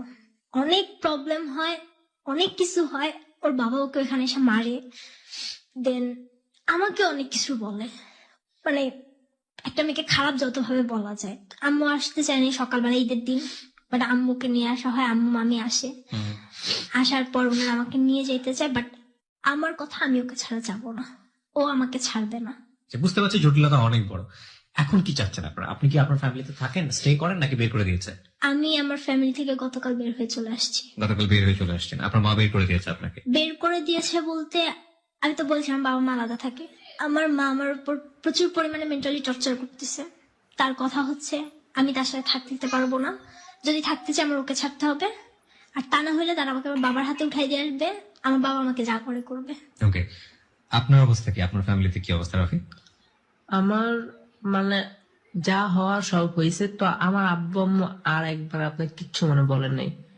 বাট আপনি কি স্টে করছেন আপনার ফ্যামিলিতে, নাকি ওখান থেকে বের হয়ে আসছেন? না, আমি এখনো মানে একবার আমার আব্বু আম্মুর সাথেই আছি। ওকে, ওর যে মানে প্রবলেম গুলো হইতেছে আমার, ও মানে ওই দিন বলছে রাফি তুমি বাসায় আসো, আমি ওই দিন ওর এলাকায় যাই, ও জাস্ট ও সার্টিফিকেট নিয়ে ও বের হইছে, আমার হাতে 1 টাকাও নাই। আমি যদি ঠিক আছে বাইরে হইছে, আমার একটু সময় দিতাম, আমি একটা কাজ পাইতাম, তাহলে আমি কিছু কথা করতে পারতাম না। ও স্টিলি ও বাইরে হইছে। কালকে রাত্রেবেলা আমরা কোথাও যেতে পারি নাই, আপনার সাথে মিট করার পর আমরা এয়ারপোর্টে গিয়ে আপনার মানে থাকছি। মানে আমাদের ফ্যামিলি টোটালি যাচ্ছে আমাদের সেপারেট করে দিবে। আমার মা, আমি বাসা থেকে বের হইছি, আমার মামাকে বের হইতে দিবে না। আমি বলছি আমি রেডিওতে যাব, আমার কাজ আছে, আমাকে দিবে না। পরে আমি ওকে মেসেজ দিচ্ছি, আমি তোমাকে ফোন দিয়ে কিছু কথা বলবো, তুমি এগুলো মাথায় নিবা না। আমি ওকে ফোন দিয়ে উল্টাপাল্টা কথা বলছি, এগুলো শুনে আমার মা খুশি হয়েছে। আমি just আমাকে বের হইতে হাসছি। দিছে। আমি আমি ওকে টোটালি বলছি যে তুমি যদি আমাকে ছাড়তে চাও তুমি ছাড়তে পারো, আমি তোমাকে জোর করতেছি না, তোমার যা মন চায় তুমি তাই করো। ওকে, কিছু জিনিস খুবই গুরুত্বপূর্ণ এখানে। দুটো জিনিস, একটা হচ্ছে আপনাদেরকে আমার গল্পটা শুনে যেটা মনে হয়েছে অ্যাজ এ হিউম্যান বিং হিসেবে সেটা বলা, আর একটা হচ্ছে এখানে লাখ লাখ মানুষ শুনতেছে, তো তারাও কিছু না কিছু বলছে ফেসবুকে, সেটাও বলা। আপনি আমাকে বলেন মনিকা, আপনি যদি আপনার মায়ের জায়গায় থাকতেন আপনি কি করতেন? আমি আমার মেয়ের সুখটাই দেখতাম। সে কি চাচ্ছে, সে কিভাবে হ্যাপি থাকতে চাচ্ছে, আমি ওইটাই দেখতাম। সুখ চাইতেন যেটা সেটা দেখতেন, হ্যাঁ, আমার মেয়ে কিন্তু কিভাবে আপনার হ্যাপি আপনি থাকবে যদি সেভাবে। বুঝতেন যে আপনার মেয়ে সুখী হবে না, তাহলে আপনি কি করতেন? সুখী হবে না, সে যদি বলে যে হ্যাঁ আমি সুখী হব, আমি ওকে নিয়ে ভালো থাকতেছি, আমি দেখতেছি যে হ্যাঁ আমার মেয়েটা তাকে নিয়ে ভালো আছে, তাহলে আমি মনিকা, কেন প্রথম বাধা কথা দেব? হচ্ছে যে আপনার মা আপনার চাইতে অনেক বেশি এক্সপেরিয়েন্স। হ্যাঁ, হ্যাঁ, 2 নম্বর যেটা, সেটা হচ্ছে প্রত্যেকটা বাবা মাই চায়, 2-1টা এক্সেপশনাল থাকতে পারেন, অন্তত মা চান যে তার মেয়ে সুখে থাকুক। 3 নম্বর, ইন জেনারেলি যদি বলি, তাহলে আপনারা এখন যে স্টেজে বিলং করছেন, ইকোনমিক্যালি বয়সের দিক থেকে কোনো দিক থেকেই আপনারা ফিট না ফিউচার লাইফ কন্টিনিউ করার জন্য। আপনারা দুইজন প্রচন্ড লাভ করেন, দুইজনকে এই জায়গাটায় আমরা রেসপেক্ট রাখলাম, হ্যাঁ, শ্রদ্ধা রেখেই বলতেছি। ইকোনমিক স্ট্যাটাসের জায়গাটা থেকে, ও যে বললো না কালকে রাতে এয়ারপোর্টে কাটিয়েছে, আজকে রাত কোথায় থাকবেন আপনারা কিন্তু জানেন না, এবং কালকে কোথায় থাকবেন জানেন না। 2 দিন, 3 দিন, 4 দিন, সর্বোচ্চ 1 মাসে হবে চলতে পারবেন, তারপরে লাইফটা কিন্তু অনেক বেশি পাজল হয়ে যাবে। এই যে ভালোবাসা বা ইমোশনের জায়গাতে আছে, এই ইমোশনটা হয়তো আরো স্ট্রাগল পেলে হয়তো ভালোর দিকে যাবে, অথবা শেষ হয়ে যাবে। আমি সেটা বলতে চাচ্ছি না। আমার কথা হচ্ছে আপনাদের লাভের জায়গাটা ঠিক আছে, এটা আপনাদের ব্যক্তিগত ব্যাপার, কিন্তু আপনারা সোশ্যাল রিয়েলিটিকে তো অস্বীকার করতে পারবেন না। আপনাদের ঘর সংসার করতে হলে সেই স্টেজ থাকতে হবে, সেই ইকোনমিক অবস্থা থাকতে হবে। আপনি নিজেও এখন পর্যন্ত সেই বয়স প্রাপ্ত হননি, 1। আর 2 নম্বর হচ্ছে হলো কিছুই করে না এখন পর্যন্ত, তাহলে ও কি করবে? একটা যেটা করতে পারে সেটা হচ্ছে আপনাদের এই সম্পর্কটাকে ফ্যামিলি থেকে এক ধরনের এই অর্থে মেনে নেওয়া যে তোমরা নিজেরা মিট করো না, দুজন দুজের পায়ের উপর দাঁড়াও, তোমরা নিজেরা ইকোনমিক একটা জায়গাতে আসো, তারপরে তোমরা সিদ্ধান্ত নাও যে তোমরা বিয়ে করবে কি করবে না। সেই জায়গাটা থেকে আপনাদের ফ্যামিলি একটা সাপোর্ট দিতে পারে। এখন আপনাদের ফ্যামিলি যদি আপনাদের দুজনের প্রতি এতটা রিজিড হয়, ভয়াবহ রিজিড, যে ওকে যেটা বলছে তোমার আপনার দিকে আগাতে পারবে না, আপনাকে যেটা বলছে ওর দিকে যেতে পারবে না, সেটা তাদের সোশ্যাল রিয়েলিটি জায়গা থেকে বলেছে। কারণ এটা আপনারা করেননি, কিন্তু আপনাদেরকে ওইরকম একটা জায়গায় গিয়ে পাওয়া গিয়েছে, সেটা যে কোনো বাবা মার জন্যই খুব বেশি ডিসগ্রেসফুল, অপমানের। আর আপনার যে অতীত ব্যাকগ্রাউন্ড, যেটা বাবা মা বা মা পেয়েছে, যে আচরণটা, হ্যাঁ সন্তান তো ফল্ট করবেই, কিন্তু সন্তানের ফল্টের জায়গাটা আমরা কিভাবে ট্রিটমেন্ট করছি সেটাও কিন্তু অনেক বড় একটা ফল্ট হয়ে যেতে পারে। সেই ফল্টের জায়গাটায় ট্রিটমেন্টটা ফল্ট ছিল আপনার বাবা মায়ের, কিন্তু আপনি কিন্তু ফল্ট করেছেন কয়েকটি জায়গাতে, এটা অস্বীকার করার কোনো উপায় নেই। না, তো সেই জায়গা থেকে আপনার মাও আপনার প্রতি কনফিডেন্ট না, আপনার বাবাও আপনার প্রতি কনফিডেন্ট না যে আপনি এই রিলেশনশিপেও ভবিষ্যতে কন্টিনিউ করবেন, বিকজ এই রিলেশনশিপের মাত্র বয়স হচ্ছে মাত্র 2 মাস। আমি কি বোঝাতে পেরেছি? রাফির জায়গাটা আমি ইনোভেটই করতে চাই না, আমি ধরে নিচ্ছি ও খুব ভালো একটা ছেলে, যেটা আপনার জীবনে পারফেক্ট, কিন্তু আপনার জায়গাটা তো স্টেবল না। একটা রিলেশনশিপ অন্তত 2 বছর কন্টিনিউ করেন, অন্তত 4 বছর কন্টিনিউ করেন, অন্তত 5 বছর কন্টিনিউ করেন, করার পরে গিয়ে একটা সিদ্ধান্ত নেন যে আপনারা সংসার করবেন কিনা। মাত্র 2 মাসের ইমোশন একদিন মানুষকে চেনা যায় না, বা আদৌ আপনারা দুজনের ফিট কিনা এটা চেনা যায় না। 2 মাস প্রচন্ড ইমোশনের মাস, কিন্তু ইমোশনটা 2 মাস পরে থাকবে না, 2 বছর পরে এরকম থাকবে না, কিন্তু একটা জায়গায় গিয়ে দাঁড়াবে। যদি দুজনের বোঝাপড়াটা খুব ভালো হয়, তাহলে অন্তত একটা সার্টেন পিরিয়ডের পরে গিয়ে, যেটা আলটিমেটলি আর কমে যাবে না, ওরকম একটা জায়গায় দাঁড়াবে। ওই জায়গাটা থেকে যদি মনে হয় দুজন সংসার করতে পারবেন, তারপরে সংসারের একটা সিদ্ধান্ত নেন। এখন পর্যন্ত আপনার লাইফে যে ভুলটা হয়নি মনিকা, সেটা হচ্ছে বিয়ে করার মতো ঘটনা। আপনি যদি এরকম ভাবে একজনকে বিয়ে করেন 2 মাসের পরিচয়ে, এটাও যে 2 বছর পরে ভেঙে যাবে না বা 6 মাস পরে ভেঙে যাবে না, সেটার গ্যারান্টি কোনো দেওয়াই যায় না। আর দ্বিতীয়, আমার কাছে যেটা মনে হচ্ছে পুরো লাইফটা পরে আপনি অনেক ব্রিলিয়ান্ট একটা স্টুডেন্ট, সেই জায়গাটাকে প্রপারলি ইউজ করাটা এখন খুবই খুবই খুবই ইম্পর্টেন্ট। আপনি ইউনিভার্সিটিতে যে এরিনাতে যান, ওখানে একটা অনেক বড় জগৎ দেখবেন, সেখানে যদি আপনার সিদ্ধান্ত মনে হয় যে এত কিছু বড় জায়গাতে পড়াশোনা করে আপনি নিজের জায়গাটাকে স্টেবল করে ওর যে ইকোনমিক স্ট্যাটাস, ওর যে পড়াশোনার স্ট্যাটাস বা ও যে স্টেজে বিলং করতেছে আপনার চেয়ে অনেক অনেক পিছনে জেনারেল লাইনে, সেখান থেকে আপনি ওকে ক্যারি করতে পারবেন, কজ আপনি এখনো অ্যাডোলেসেন্স পিরিয়ডের একটা স্টেজে আছেন, তাহলে আপনার কন্টিনিউ করা উচিত। নইলে ওকে বিয়ে করার পরে 2 মাস পরে আপনার মেন্টালিটি চেঞ্জ হয়ে যেতে পারে। রাফির ক্ষেত্রে কি হবে না হবে সেটা আমি ডেলি করতে চাচ্ছি না, আমি যেহেতু পুরো বিষয়টা আপনাকে তুলে ধরেছি, ঠিক আছে? এগুলো একটু ঠান্ডা মাথায় ভাবার সুযোগ আছে। আমার মনে হয় যেটা, যে পরিবার হচ্ছে দুজনেরই শেষ আশ্রয়স্থল। এখন পর্যন্ত আপনি যদি পরিবারের বাইরে এসে কিছু করতে চান, সেটা আপনার জন্য পরিবারের ভেতরে থাকলে যে অবস্থা খারাপ অবস্থা হবে তার চেয়েও বড় ভয়াবহ খারাপ অবস্থা হতে পারে আপনার জন্য, স্পেশালি বলছি বাংলাদেশের কন্টেন্টসটা। কিন্তু ওর জন্য তেমন একটা টাফ নাও হতে পারে। একটা ছেলেও ওর গায়ে হয়তো শক্তি আছে, ঠেলা গাড়ি চালিয়ে হলেও যে কোনো একটা জায়গা তৈরি করে নিতে পারবে। কিন্তু সেটা করে একটা সংসার লিড করার মতো মেন্টালিটি ক্যাপাবিলিটি ওর আদৌ আছে কিনা, সেটা কিন্তু একটা অনেক বড় চ্যালেঞ্জ। হ্যাঁ, আমার মনে হয় Monica, you should go back your family. মা যেহেতু আপনার সঙ্গে থাকে, মাকে খুব ভালো করে বোঝান, ওকে সাথে করে নিয়ে যান যে ঠিক আছে আমরা সিদ্ধান্ত নিয়েছি যে আমরা একটা লং টাইম যোগাযোগ রাখবো না, বা খুব মিনিমাম টাইপের যোগাযোগ যদি আপনারা গোপন ভাবে রাখতে চান রাখতে পারেন।